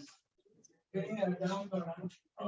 It's also nice not to have I know. to honestly, like, I agree. agree with that I afterwards. agree, that's true. And And it doesn't show up It's much part- anyway. It's part of this is just receiving the Yeah, isn't it? world. I mean, today is like, it's kind of a. Yeah, the floor in the back. We just start it out with a bang. I don't know, maybe it's your white hair. It's a cute, look at that. All right. So lovely. My mother used to have hair just like yours. It was of course black. Yeah. Just grows like that. Yeah, you know, in Caroline, parts of South India, they have hair that's almost like Afro. Really? Almost, Oh, yeah. like fuzzy, furry. Yeah, Yeah. yeah. Have you seen a picture of Sai Baba? Oh, I have seen Yeah, Sai yeah, Baba. so Because that's- it makes things appear. Yeah, Sai Baba, I mean, he's no more, but he's definitely one of our major teachers. Sai Baba. But All yeah. right, come on in. Yeah, he's got like a little afro. Yeah, That's because you have this one. You have your cane. It's okay, it's well enough that if I finish put it into place, oh, right in the triangle. Actually, has been wicked. Okay, we're gathering back everybody. There you go. online. It's just over by the door. Oh, that's where I left it. Yeah.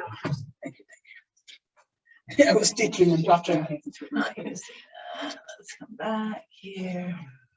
Oh, what a lovely warm day. There you go, baby. All right. Who's going to be able to stay after class for social hour? There we go. Oh, you won't be. I know, I have a- Come for an hour? I have a massage. Oh, you have a massage. I gotta go work. Nice. I got- Okay. I can't Oh, this you- time. I can understand. Hopefully next time. But I do what she does. As I'm giving, I receive. You only way to reply, right? Okay. Yeah. I'm going to be picking, what's her name? Tamara Verma, and her floating leaf. Because it's perfect. It's called the floating leaf. You're going to draw in Tamara Verma's book. You're going to draw scripts. And she has 2 different books.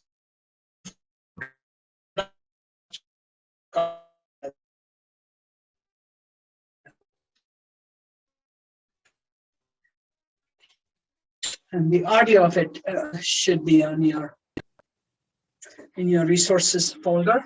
You go to classroom and you're going to draw audios. So as I wanted to introduce you to,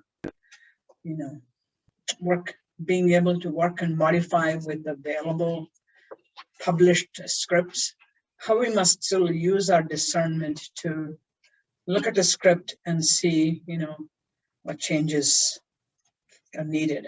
I noticed with hers that she overextends the imagery. She has the imagery of, leaf on a floating on a stream, and there's too much of an overextension, and so the mind can wander like the stream.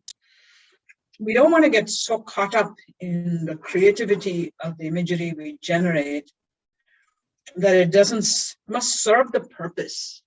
What is the purpose in Yoga Nidra? Is to cultivate dharana to dhyana progression and to give opportunities for the witness consciousness. What is the awareness of being leaf on the river?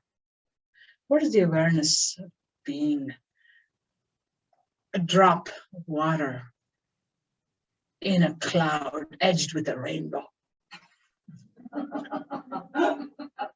I used to do that as a kid, look up at the rainbow. And that was before I knew that all rainbows were double rainbows.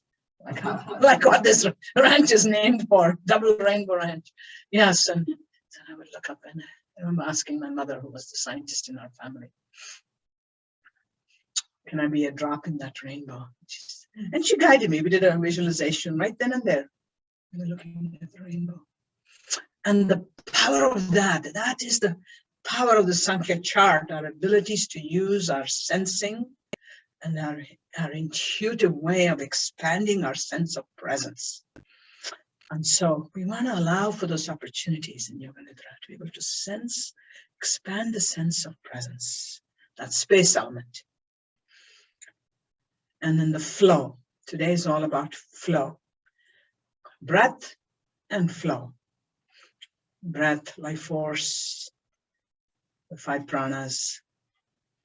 And there's not a single script out there that combines the 5 pranas and the flow of water in the second chakra. So you have to take what's out there and then you have to add and embellish, which is what I'm hoping you will all do more and more as you develop your scripts.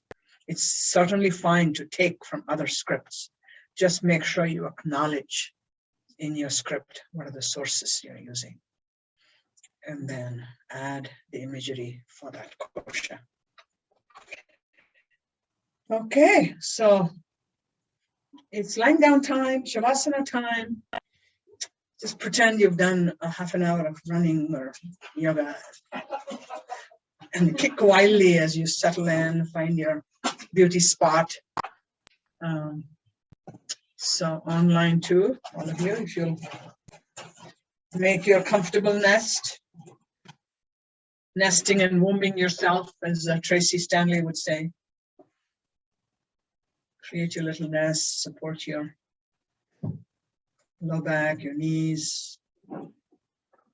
Have a thin pillow for the neck. If you need an eye mask, start to stretch and feel your body getting comfortable on the earth, linking to planet Earth. This is your space, this is your home, this is your time. Nowhere else to be, nothing else to do.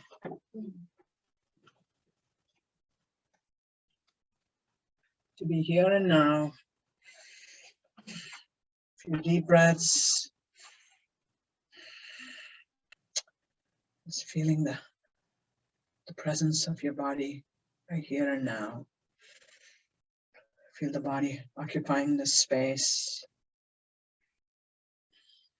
Like a cocoon of space all around you. Just draw a cocoon of space all around you.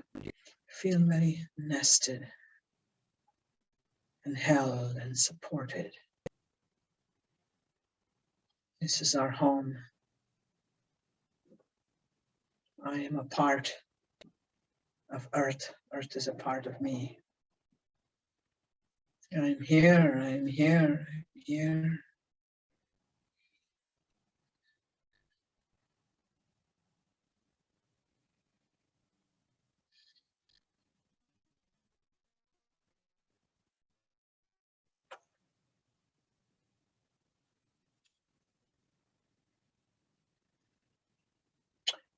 Do anything you need to get yourself comfortable. Legs are slightly apart, arms are slightly away from the body.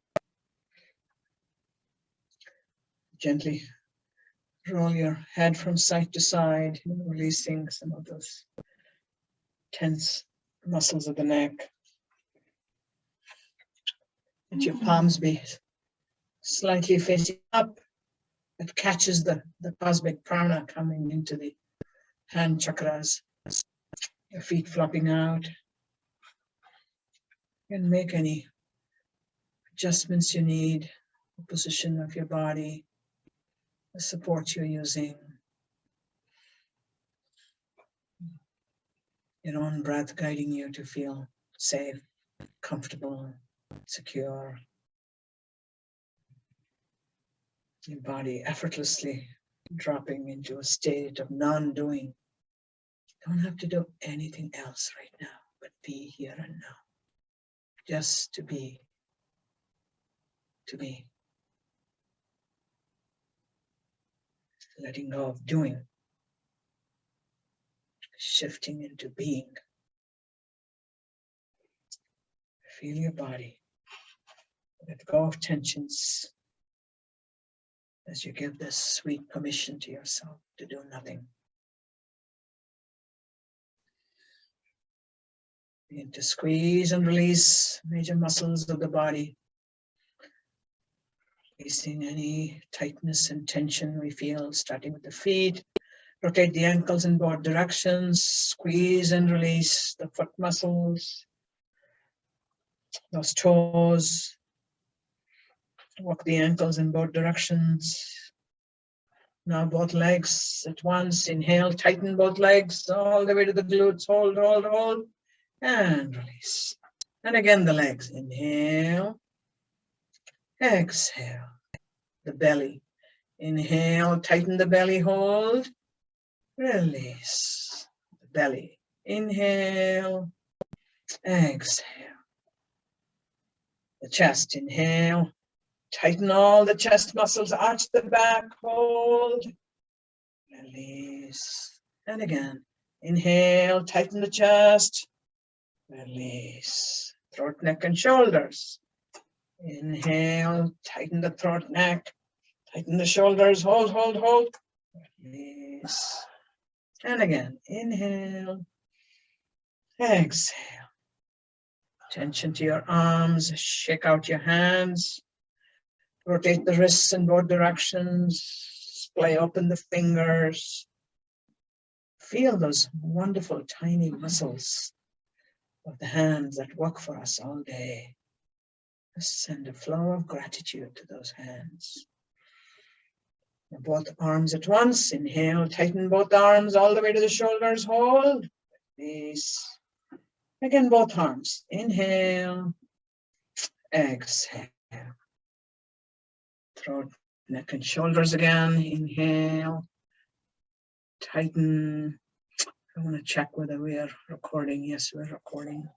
Take your awareness to the face. Tighten all the facial muscles. And release. And again, tighten eyebrows, lips, jaws. And release. For the whole body 3 times. Inhale. Tighten all the muscles. Hold tight. Release. Again, the whole body from head to toe. Release. Last round. Inhale. Tighten. Raise your head. Raise your head. Hold, hold, hold. And release. Shift your body gently, side to side, checking for any tightness and tension.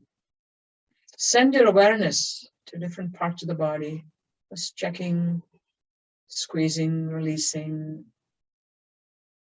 Make some sounds, raise the breath.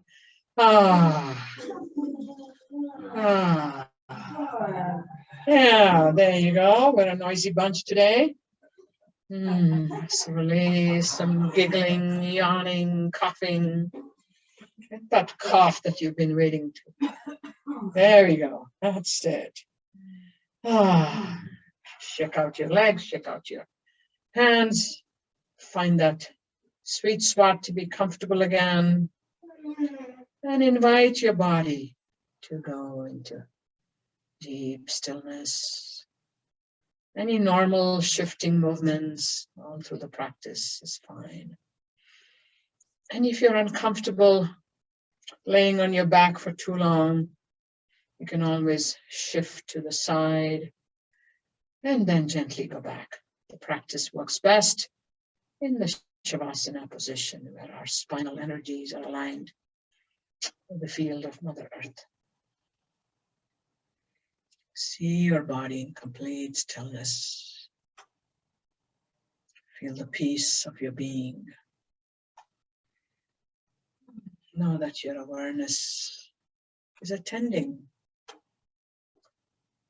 in a gentle way to the guidance. And we make a group sankalpa, our intention now to stay awake during the practice. But if we need to, we may fall asleep because that's what we need. The body rests while the awareness moves and explores. We are awake. We are awake. Effortlessly awake. Yoga Nidra has begun. Time to plant the seed of your sankalpa. Allow your sankalpa to rise in your awareness in front of the closed eyes, that mental field, and the neofrontal cortex. That mental field in front of the closed eyes, which invites setting of goals, giving ourselves the power of planning. As you repeat your sankalpa 3 times with passion, with focus, allow the feeling of your sankalpa to arise. Have faith in the power of your sankalpa. Have faith. Have faith in the process of life itself. As you repeat your sankalpa, bring an image or visualization, or ask for an image or visualization to arise.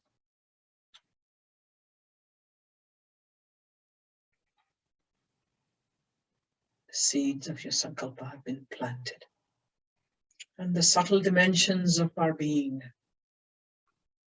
will be manifesting the sankalpa. Now moving our awareness through different parts of the body. You're going to repeat the body part after me and visualize it in soft white light. Experiencing that body part energetically rather than physically. Several locations will be mentioned. They are all energetic pathways. Allow your attention to move freely from one body part to the next. No need to concentrate, just a moving flow of awareness.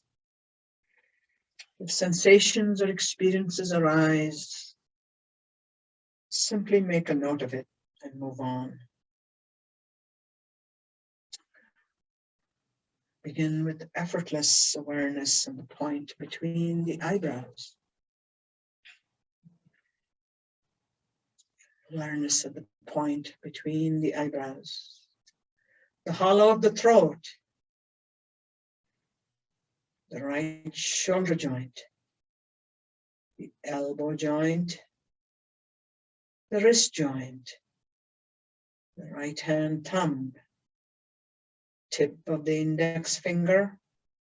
Tip of the middle finger. Tip of the ring finger. Tip of the little finger.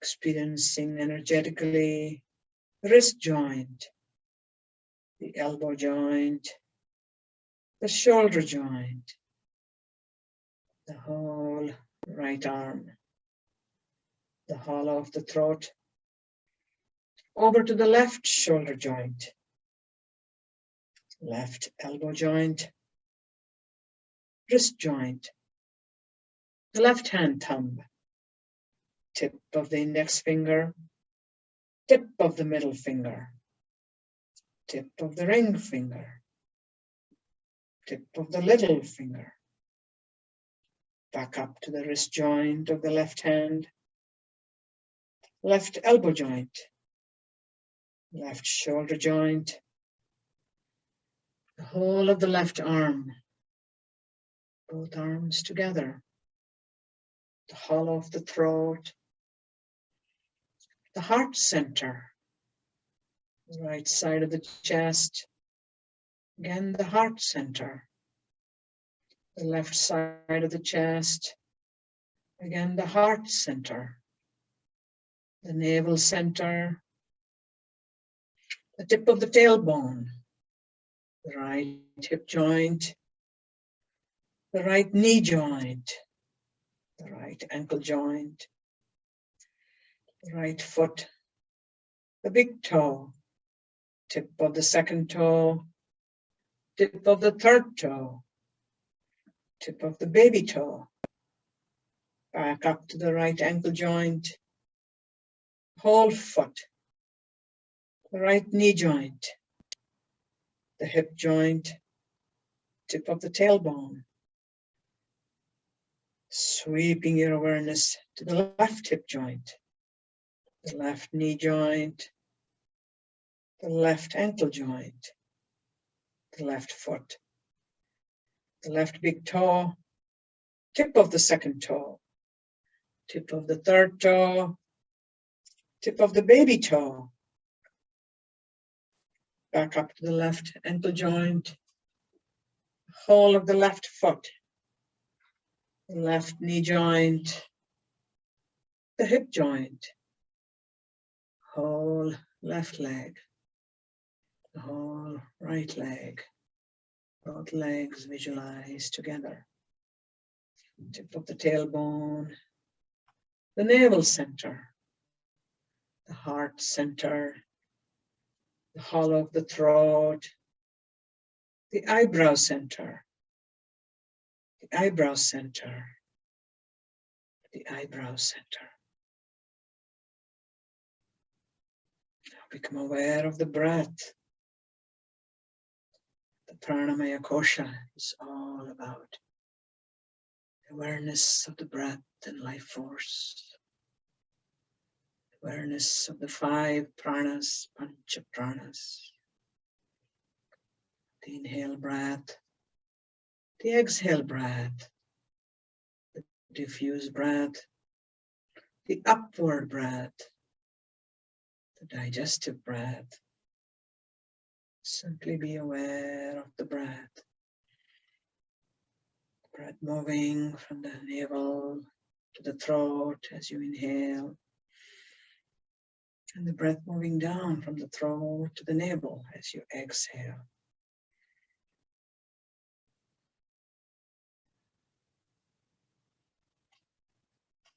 At the nostrils, awareness of the breath at the nostrils, left nostril, right nostril. Be aware of the 2 streams of breath at the nostrils, flowing in, flowing out. Flowing in through the nostrils, flowing out. Bring your awareness to your right nostril. Follow the inhalation from your right nostril. And as you exhale, feel it flow out to the left nostril. Mentally, we're doing alternate nostril breathing. Right nostril, inhale. Shift, left nostril, exhale. Shift, left nostril, inhale. Shift, right nostril, exhale. We will now count backwards from 27 as we mentally alternate between the 2 nostrils. 27, right nostril, inhale. 27, exhale, left. 26, inhale, left. 26, exhale, right. 25, inhale, right. 25, exhale, left. 24, inhale, left. 24, exhale, right. 23, inhale, right nostril. 23, exhale, left. 22, inhale, left nostril. 22, exhale, right. 21, inhale, right. 21, exhale, left. 20, inhale, left. 20, exhale, right. Continue on your own. Awareness of the nostrils.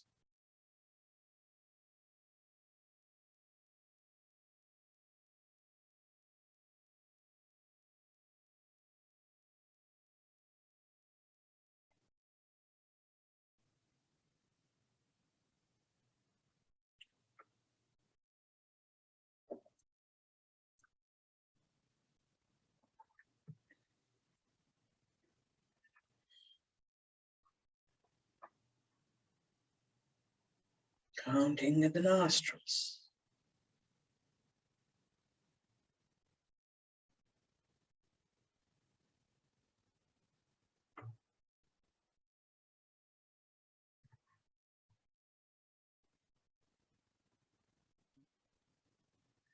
Release all counting.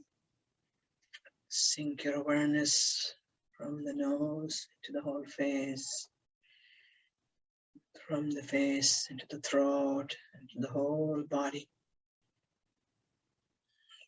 Follow the flow of breath through the whole body. Sensation of breath filling the lungs.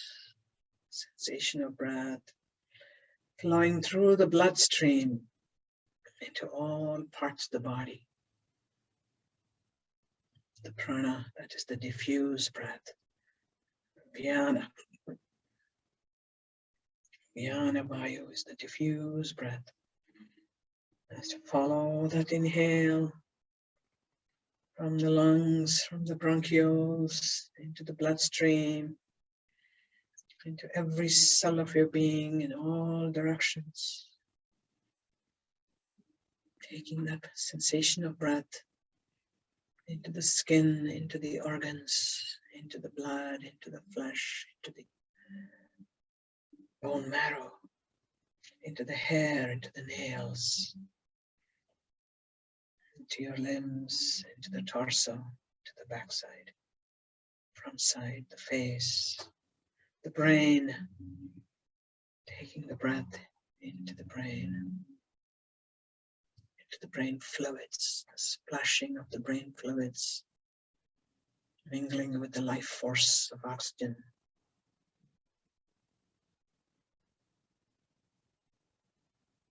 Following the breath through the whole body,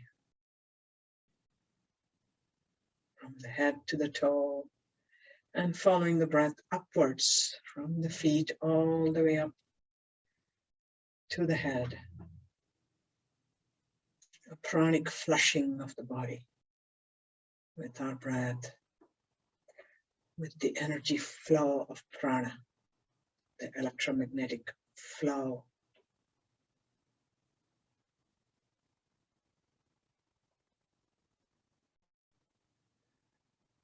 You are still awake and aware. Feel like your whole body is breathing. The breathing is through the whole body. The whole body rises and falls as you inhale and exhale.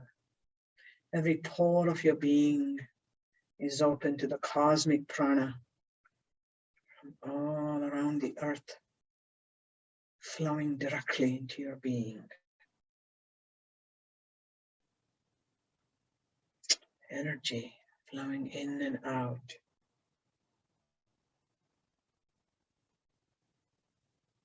Feel yourself as a pulsating field of energy. Breath, life force, energy.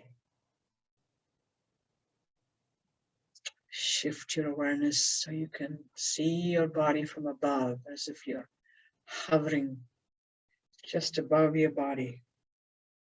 See your body peacefully resting. Resting. Know that you can bring your awareness back into the body anytime you want. But feel free to explore in your energy body, your pranic sheath, the pranic kosha.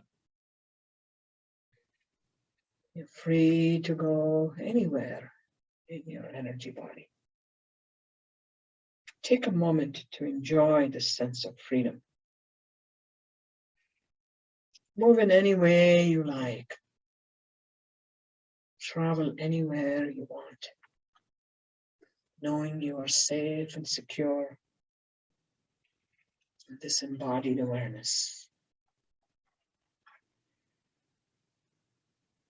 Now pause in your travels for a moment, getting ready to journey to an exquisite place.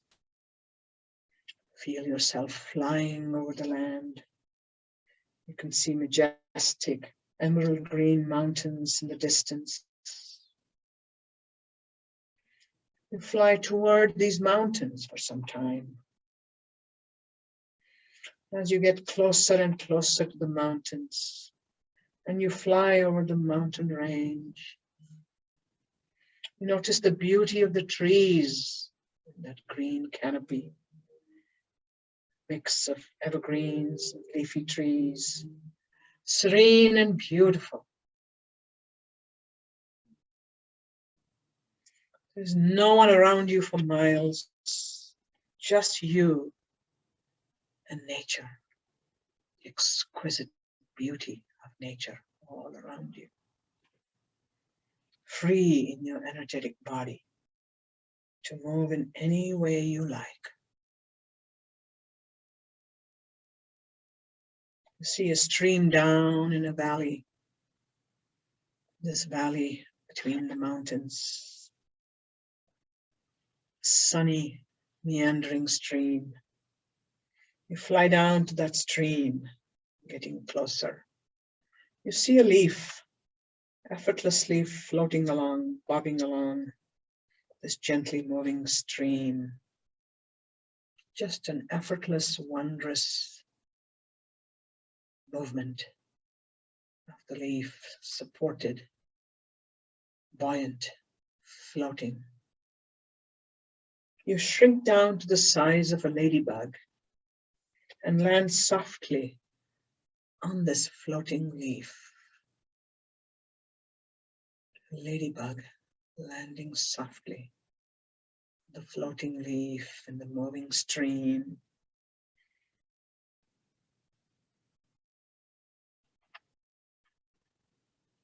So wet and shiny green leaf. The leaf is warmed by the sunlight. It's truly inviting. You lie down on the leaf, and as you lie down, you see the open blue sky above you. Just a few fluffy clouds. You notice one cloud in the shape of your favorite animal, and it makes you smile.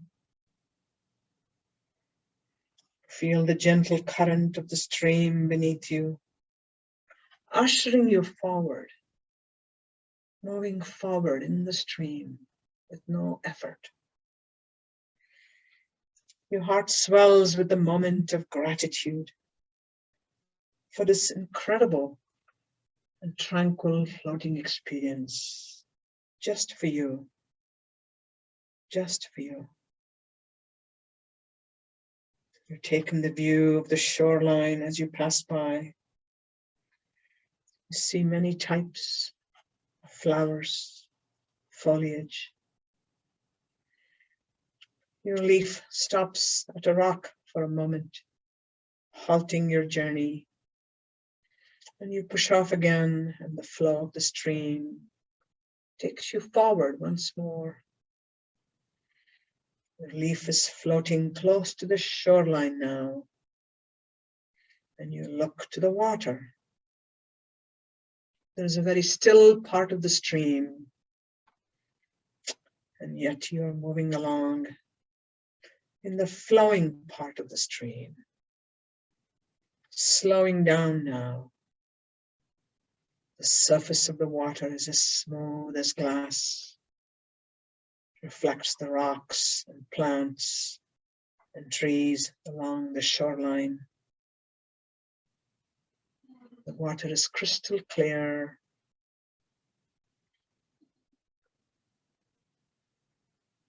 And as you gaze at the reflection in the water,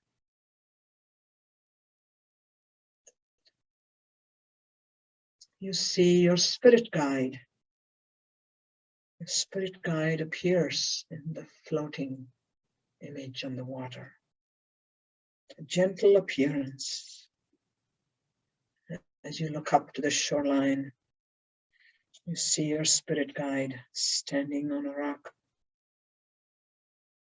inviting you to come. You reach for a nearby log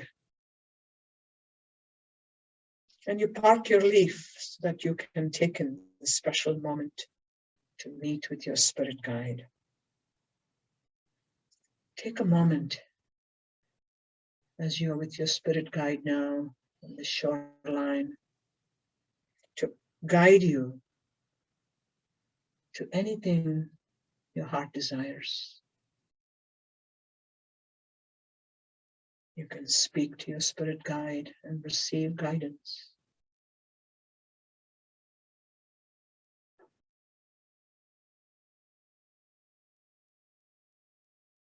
Communing with your spirit guide at the shoreline.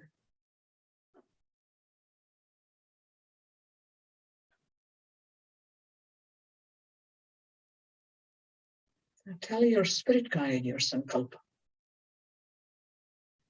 the power of your heart's desire and this intention. Repeat it 3 times with reverence and gratitude in the presence of your gentle, wise spirit guide, with full feeling and awareness. Feel that your sankalpa has been nourished deeply, grounded in your being, blessed by the grace of your spirit guide.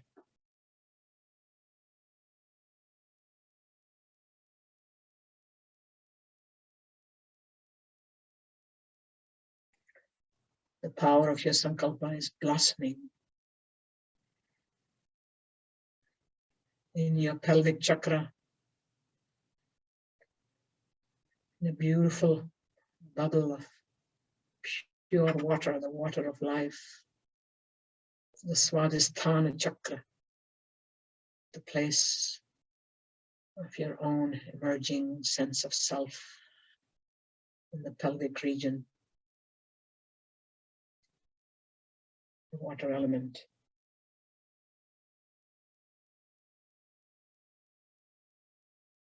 Your spirit guide taking you to the central lotus of the pelvic chakra, radiant with dewdrops from the stream, the very stream of your Kundalini awareness, flowing and floating into this pelvic chakra, radiant and golden.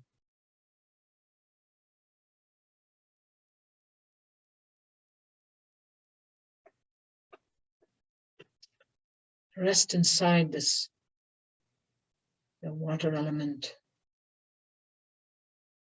the bubble of pure water, the radiant petals of the lotus, the pelvic region.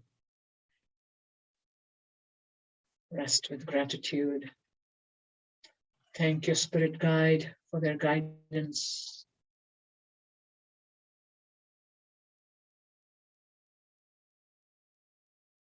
Keep your awareness steady in that pelvic region for a few moments, expanding into a sense of golden presence of your own being.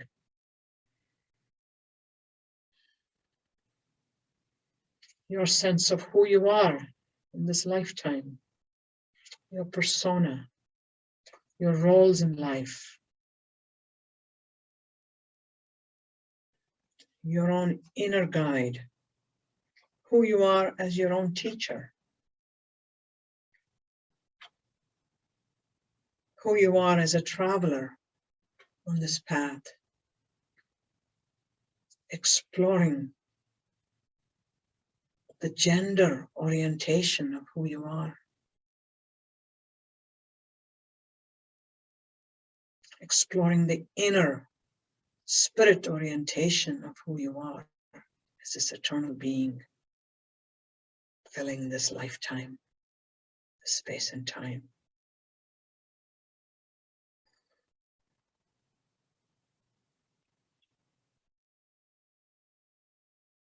Go deep into the stillness of that pelvic center, expanding into the lower belly.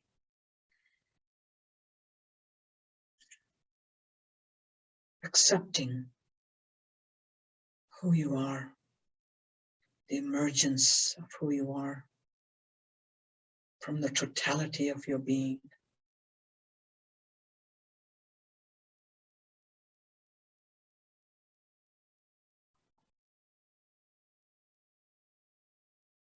Now gently bringing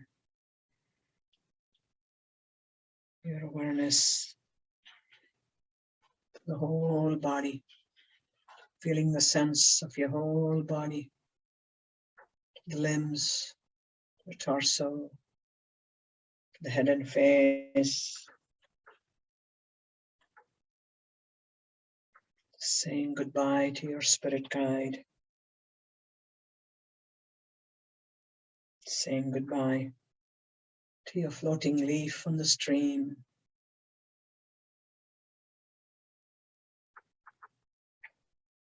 flying back up into the sky, flying up through the valley, over the mountain range, back over the land that you flew earlier,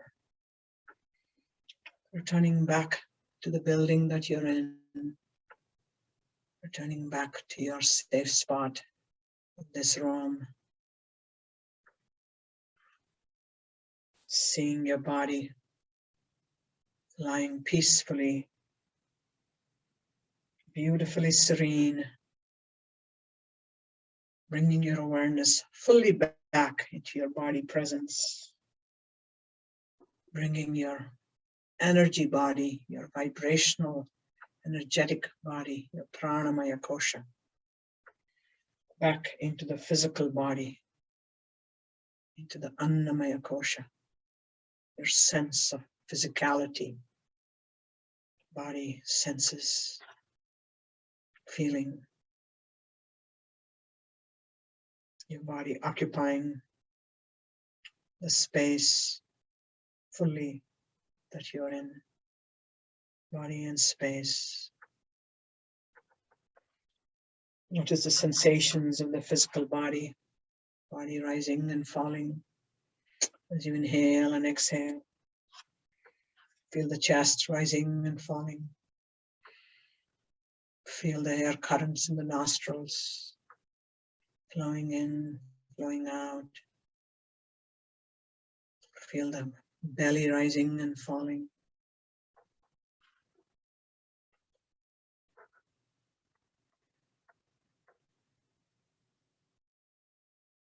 Taking a few deep breaths now, noting sensations coming back into your awareness, air currents around you, the textures of your clothes, the blanket, the yoga mat,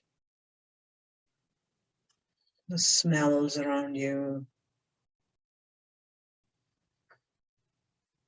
the weight of the body on the earth. Wiggle your fingers and toes. Feel the energy back in the body like electrical currents. Stretch to move your body any way you like. Feel the energy beginning to flow throughout each body part as you move. When you're ready, roll over to your right side. Take a few deep breaths and mentally repeat your sankalpa one more time. Feel your sankalpa fill your whole being. Remember your experience on the floating leaf and the guidance from your spirit guide. And gently come into a sitting position. Your eyes just barely opening. Gently come up into a sitting position, taking your time. Deepening your breaths, blinking your eyes.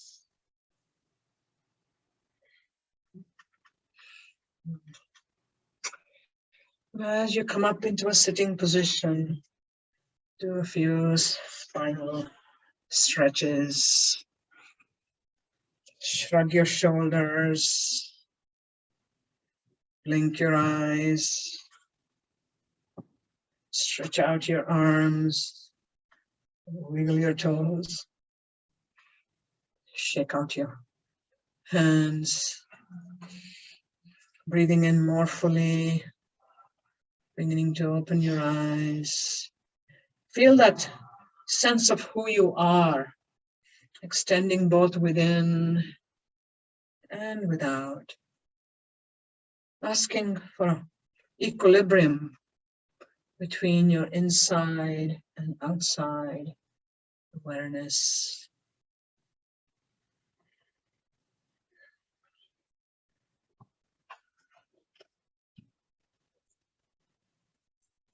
Let's bring our hands into the Jnana Mudra, the wisdom position.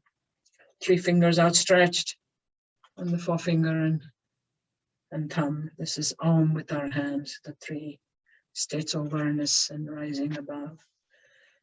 Resting the mudra, hands on your legs.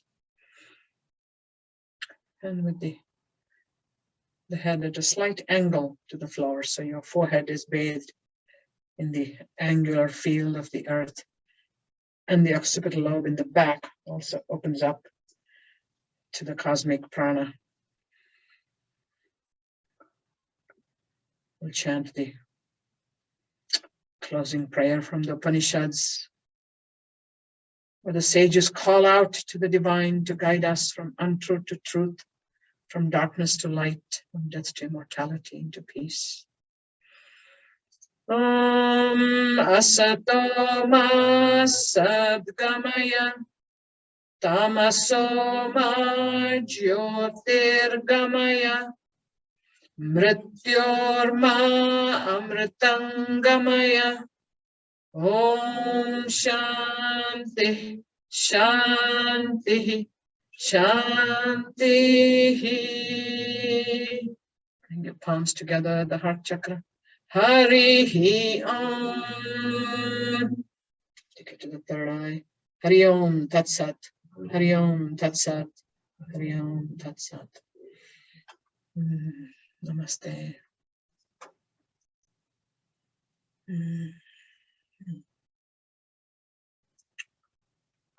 Feel the gentleness, the yawning. We yawn because more oxygen is needed in the lower lobes of our lungs. So the yawning helps to bring the oxygen in. All of you look so blissed out.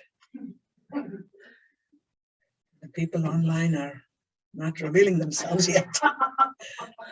They're in that beautiful sattva guna. So this is when we lie down in shavasana. Shavasana is both, can hold both the tamas guna and the sattva guna. But the body is in tamas. The senses are all in tamas. The only thing you have a little bit awake and listening, that sense of hearing and attending to the voice and the enrichment that happens, how the sympathetic nervous system is systematically invited to relax. And it's like, the tendrils of something just going in. It's like a snail going into its shell. It's like a tortoise. That's why pratyahara, for the whole disengagement from senses, The image is a turtle going back into its shell consciously. And yet everything is vibrant within that. So just take out your journals, spend 5 minutes writing, staying in that quiet, reflective mode.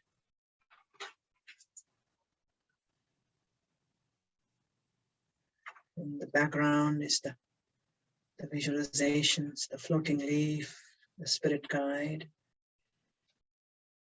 the element of water flowing, streaming, the stillness of the pond,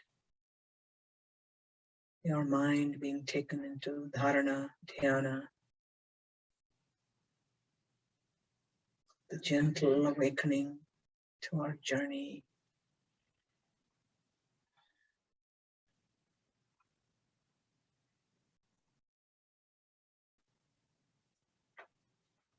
Ram,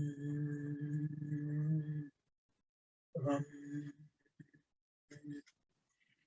ram, ram,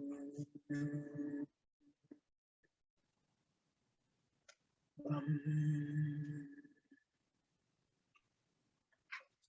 ram,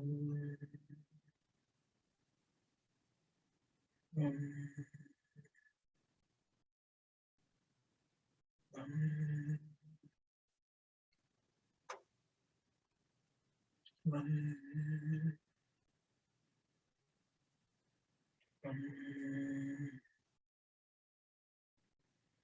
ram,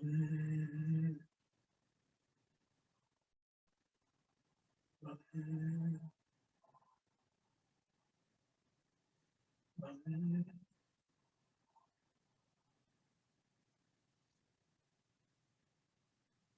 Who am I within this practice? What is this awareness that allows me to sense?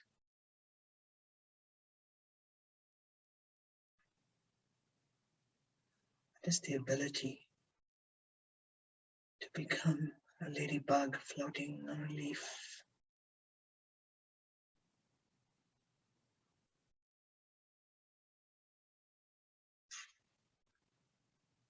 Who am I as the witness in all this?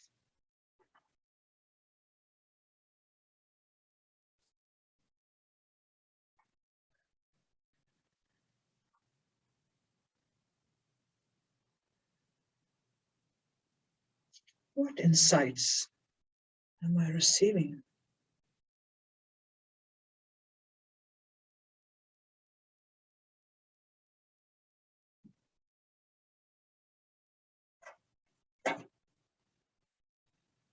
Yeah. Take another minute for finishing your last thought.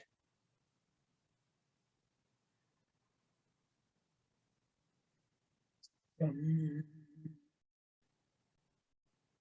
ram, ram, ram.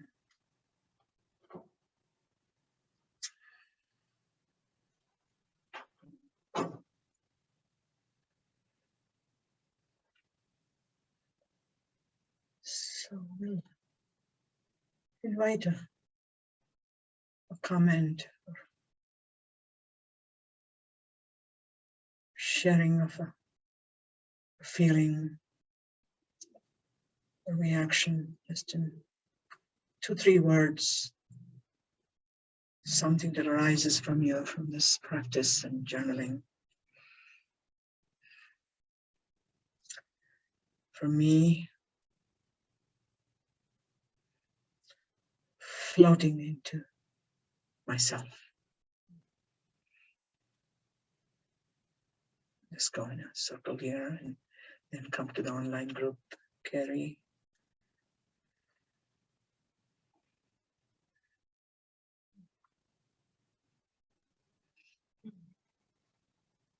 Widening channels of experience. Widening channels of experience, Clay says. Kathleen. Felt like it was Tinkerbell on the floating leaf. Carrie says Tinkerbell on the floating leaf. Oh, yes. Leaf, and I got my staff. Beautiful. Oh, I'm flat. that's gorgeous. Beautiful. Yeah, you know, and my sister and I, when we were very young, and we would throw water at the lotus leaves in the water, and the lotus leaves, you know, they have the thick resin, so the water drops look like pearls. And then we would imagine ourselves being Tinkerbell. You know?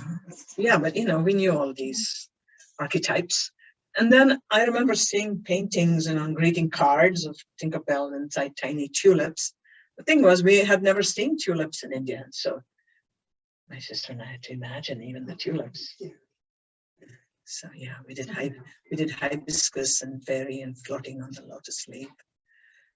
Yeah, we go to Leela. Oh, yeah. No. Bless, Mm. bless, bless. Mm. Um, Can you all hear? Bless, Self-nurturing. self-nurturance, bless. Thank you, Kathleen. Oh, look at the bliss on her face. Now we move to Leela.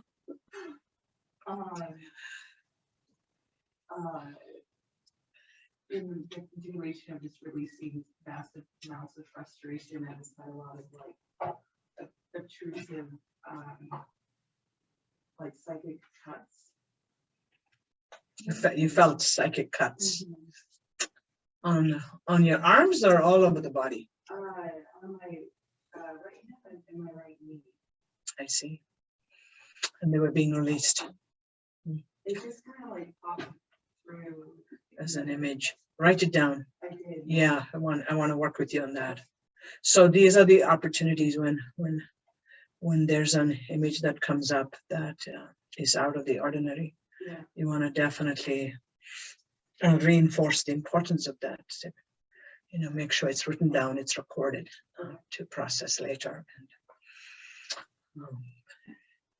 and to even advise people outside of class to take it to their favorite healer or therapist. From Leela, we move to Ria.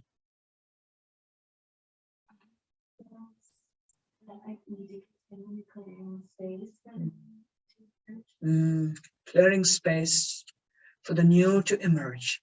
Continue to clear space for the new to emerge, which is where the flowing water energy is so beautiful, as is the air streams.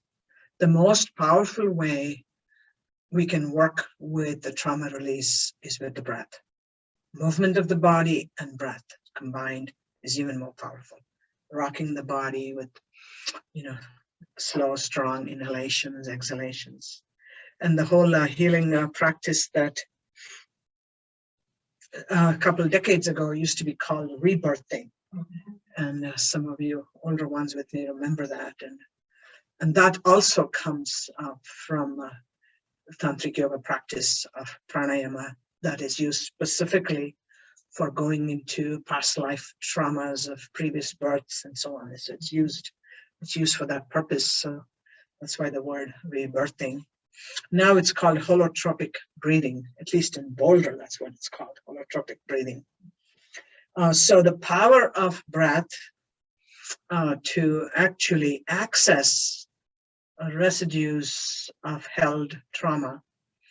And as we have a systematic pattern of especially the Anuloma Viloma, Nadi Shodhana, with the Nadi Shodhana, we are accessing both the right hemisphere and left hemisphere, so helping to clear residues from circuits in both sides of the brain. So that can bring some images popping up.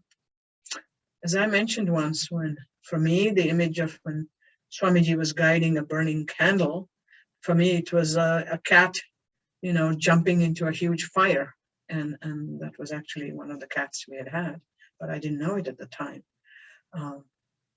And Leela got a release today, which will be very symbolic as we can process it. So to pay attention when we are debriefing in this way as to what arises, pay attention to even something that may seem so weird. It will have significance. Write it down. Okay, next, Janet. I felt a safety in floating Mhm. to let go and detach. Wonderful. Feeling of safety and floating. Letting go. Did the letting go part come with the water energy? Letting go came from actually the shaman. Ah, wonderful. First thing she said. Yes, beautiful. Wow, beautiful. I did that. Yeah, so this is another thing. Who shows up when we call for a teacher, a guide, a yogi? You know, many of the shamanic journeys in Yoga Nidra designed in India will be of a yogi showing up.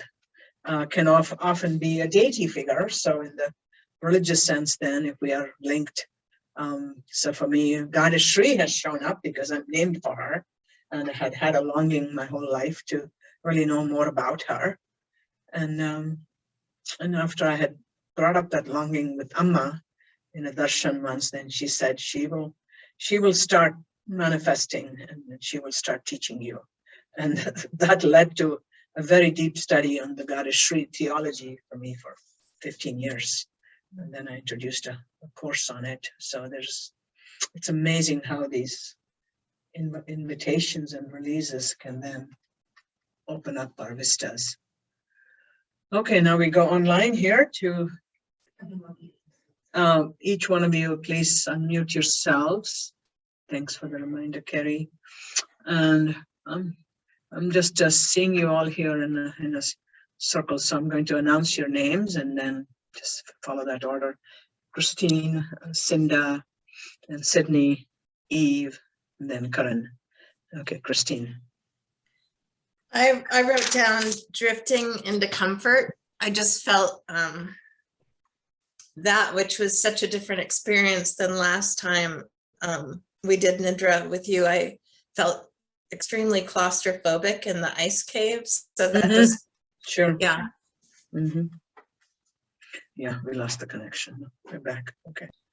Yeah, so this was a lovely, freeing, expansive, yeah, with the, flying, the flying. So there's all of that space and then getting on the water and flowing there. And how important it is, though, for us to still feel that being held and supported, that cave-like, womb-like, the earth element, and then moving into this more free flow. Thank you. Where are you? Not seeing you anymore, but we go to, I forget who was next. The order seems to have changed. It shifts. Yeah, Cinda, please.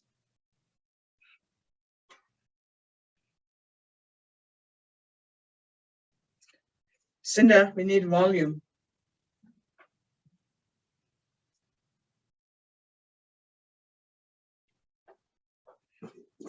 This is the hard part with the hybrid course. Okay, well, we'll come back to Cinda. Let's go to Sydney right now. Sydney, you wanna share something from the practice or your journaling? Yeah, so at first it seemed like when with the visualization, it was hard. It felt kind of foggy for me, but then after journaling it, it's more concrete and vivid. But I felt at first this resistance and trepidation with floating on the water, as I have several different traumatic experiences associated with that. And so just like allowing myself to say, oh, I'm safe. This is a visualization. I'm going to allow myself to experience the safety of that. yeah, and then just the curiosity arising of like openness of, you know, who is the one that I meet Yeah. in visualization, and it kind of shifted a couple of different times. So Beautiful. Mhm. So number one, what Sydney brings up with the we'll have traumas with any of the 5 elements, and like Sydney, I too have had so much trauma with water, and 5 different times where I almost died, and so it's and then that triggered past life traumas, all of which were resolved with Yoga Nidra. So this is an important phase of knowing how Yoga Nidra can help. And when we feel that discomfort, like Christine shared how she felt the discomfort of the cave igloo, and now Sydney with the being in the water. When we feel that discomfort is a cue that there's something more there to explore. So it's wonderful in a safe way with the Yoga Nidra practice to use the same practice and go back to that point again, and pause and journal again. And that's how we can start to bring more awareness to some incidents, and actually bring up incident by incident in that quiet space of, say, when you're floating on the water, or while you're nested in the cave, and bring up different life events where the trauma is revealing itself, just to bring it up very lightly, because in the deep relaxed state, it will resolve. And what happens is unfiltered images of trauma are stored in the amygdala circuit in the midbrain. That's really kind of the trauma organ. And as we bring awareness in that safety and comfort, the circuits that hold on to that image so tightly soften, till when we go back, there's no more emotional charge to those images anymore. They will still be what in neuroscience are called memory traces. We will remember the events, but they won't hold the same intensity or emotional charge anymore. And so that shows the healing from the trauma. And that process can be done by repeatedly can just be a part of the practice, like say 5 to 7 minutes of just that part, to come back to that, or have somebody guide us to that, the floating leaf and what is being released in the water, going into the nested warm bed of sand, or going into the igloo with the sea lions, letting the sea lions embrace you, and then again seeing what was released. Okay, very good insights are coming up. Next would be Karan, then Eve. There was a lot of processing and deep emotions. So thank you. Wow. Eve. Hi. Hi. I'm trying to think. I've been writing down a lot, but I've been trying to get to where It's okay, just pick something. That's all. just the substance of it. I think working with the guide was really nice. Working with the guide. Yeah, I think So that much was to say about that was a grounding, Okay. healing place to be. Mhm. With that, like with the things that are coming up. So I think, yeah, like the strength of that was a place to fall back on in terms of like, and then I think the use of animals, well, use the ladybug, but the guide, if the guide is an animal, at least in my case, Yeah, then there's absolutely bring your animals in. that wisdom, this is that perfect. the deep wisdom, I think, that comes from something that isn't always human. And so Exactly. so there's like a connection that feels, I don't know, to me that is where like the safe and maybe the nurturing can come from when dealing with like loss or grief. So yeah, so I think that too can The connection to the guide. And I love what what you said about the animal guides, and yeah, so it's something we can work on in the energetic way, each one of us, to have our own animal, bird, or insect, something that, you know, I have a few, and my connection to these animal guardians increased in my journey to Queensland, and sitting with the Aboriginal elders there in a few times in circles when it was when my daughter was 16, so it was a long time ago, but the experience is always available to me too. And they linked me with the, you know, the red kangaroo and then the crocodile. And then in India, with tantric guides, I was linked to the cobra. So these animals are always available to me as guides, and having a dialogue with a shaman or a spirit guide is the power of that is about having a dialogue with our own higher self, because our own higher self is hidden from us, but the wisdom of that is revealed through these guides that we can bring in from the subtle realm. And so then they become the embodiment of our own teacher self. We are the teachers we've been waiting for, and we are also the disciples we've been waiting for.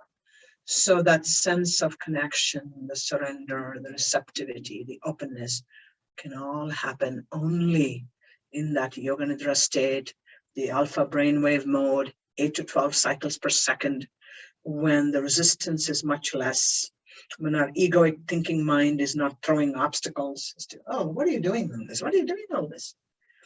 So that the power of the mythic imagination takes over. We know from neuroscience that our temporal lobes, the parietal lobes, they all light up with the power of the mythological archetypes and images and sounds and mantras and deities. And so that's what Yoga Nidra taps into. I think we only have, let's see, Cinda left. We'll just have to go 5 minutes over. I'm working now, right? Yeah, it's okay. We can hear you. Okay. Yes. What I wrote down was feeling my superhuman as well as my regular human standing side by side. Oh my God. I've had some experience open back up with travel, and then you said Sai Baba, and I visited Sai Baba right before he passed. I see. And then you mentioned Australia, and I went to the Uluru and the outback and had a very divine experience there. And when I was in Hawaii, I had an activation at a sacred spot, and all of my super cells lit up in the back of my head. But then I still dealt with jet lag and and other human things alongside with everything. Sure. When we were doing the meditation, and especially the left right nostril breathing and bringing those two parts of myself, and I could see them both standing there. So when you said something about the guide, I could see that my higher self as that guide. Beautiful. So my superhuman and my human self. Nice. I like those words, human and my superhuman self. You know, the more we can get comfortable with the guiding presence in our lives, then the easier it is to ask for help, the easier it is to receive insights. So it was a very rich sharing. This was a very powerful session. We are entering into the warm. I know. I guess so. What would be? I know she's using the word superhuman, which it's a nice, I guess, contemporary oversight. Yeah, that's the theosophical terminology, and but I think the word spirit guide seems to be. Does that come from like what, more Celtic, and is it New Age? What's the source for that spirit guide? Yeah, it's Native American in Oklahoma. Oh, it is. They do say spirit guide. Okay.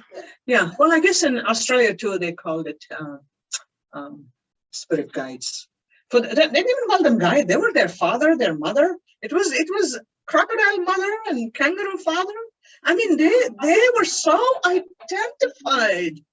And so when they would say things like me, well, my father says you need to lie down like a crocodile. And I immediately went into the crocodile yoga pose, you know, and then this crocodile comes up the river completely unnoticed. Only our elder guide had noticed. And all of a sudden I'm seeing something green that blinks. And I'm saying, what is that? He says, that is Mother Crocodile. It's like I was too petrified to think of laughing. But yeah, this to go into the power of the mythic imagination. This is Joseph Campbell, you know, this is what he does. He takes Jung's teachings on the archetypes, and Jung, he saw in India the power of how tantric yoga, with all its symbologies and the deities and the mantras, accesses that unconscious and subconscious realm within us. And so this is what Yoga Nidra reveals to us, kosha by kosha. So may you use this as inspiration for starting your next project. And just to mention a few things coming up, the very next thing due will be your book review, your first book review. There are 2 book reviews between now and the end of the semester. And also your trial practice. Don't try to make it an act of perfection. This is simply a quick trial with somebody. It can be somebody from the class you've connected with. It can be somebody in your household, a neighbor. I mean, I've found most people love to have the chance to be guided into meditation. If you're already teaching classes, then ask for a couple of volunteers. When you have copies of the feedback form, they're in your handouts. They're also under assignments. They're under feedback for Yoga Nidra. I think that's the next thing coming up. And I'm also going to be assigning something new, which is a sharing of research on Yoga Nidra. So between now and the end of March, for you to just gather 2 pieces of research. And I'll write about it in the assignment. So it's easy to find them just online when you search. So that we leave this course with a solid base. It's in your binder, samples of research, like what I used to make my slides. You can go back into that and review. There are books too with wonderful research in them. Swamiji's Yoga Nidra book has an appendix filled with research. So there's office hours this coming Thursday. So come and join for anything you want, to share comments, to get feedback on assignments, to do a little practice, anything. Om Shanti Shanti. Thank you. Thank you all. Bye-bye.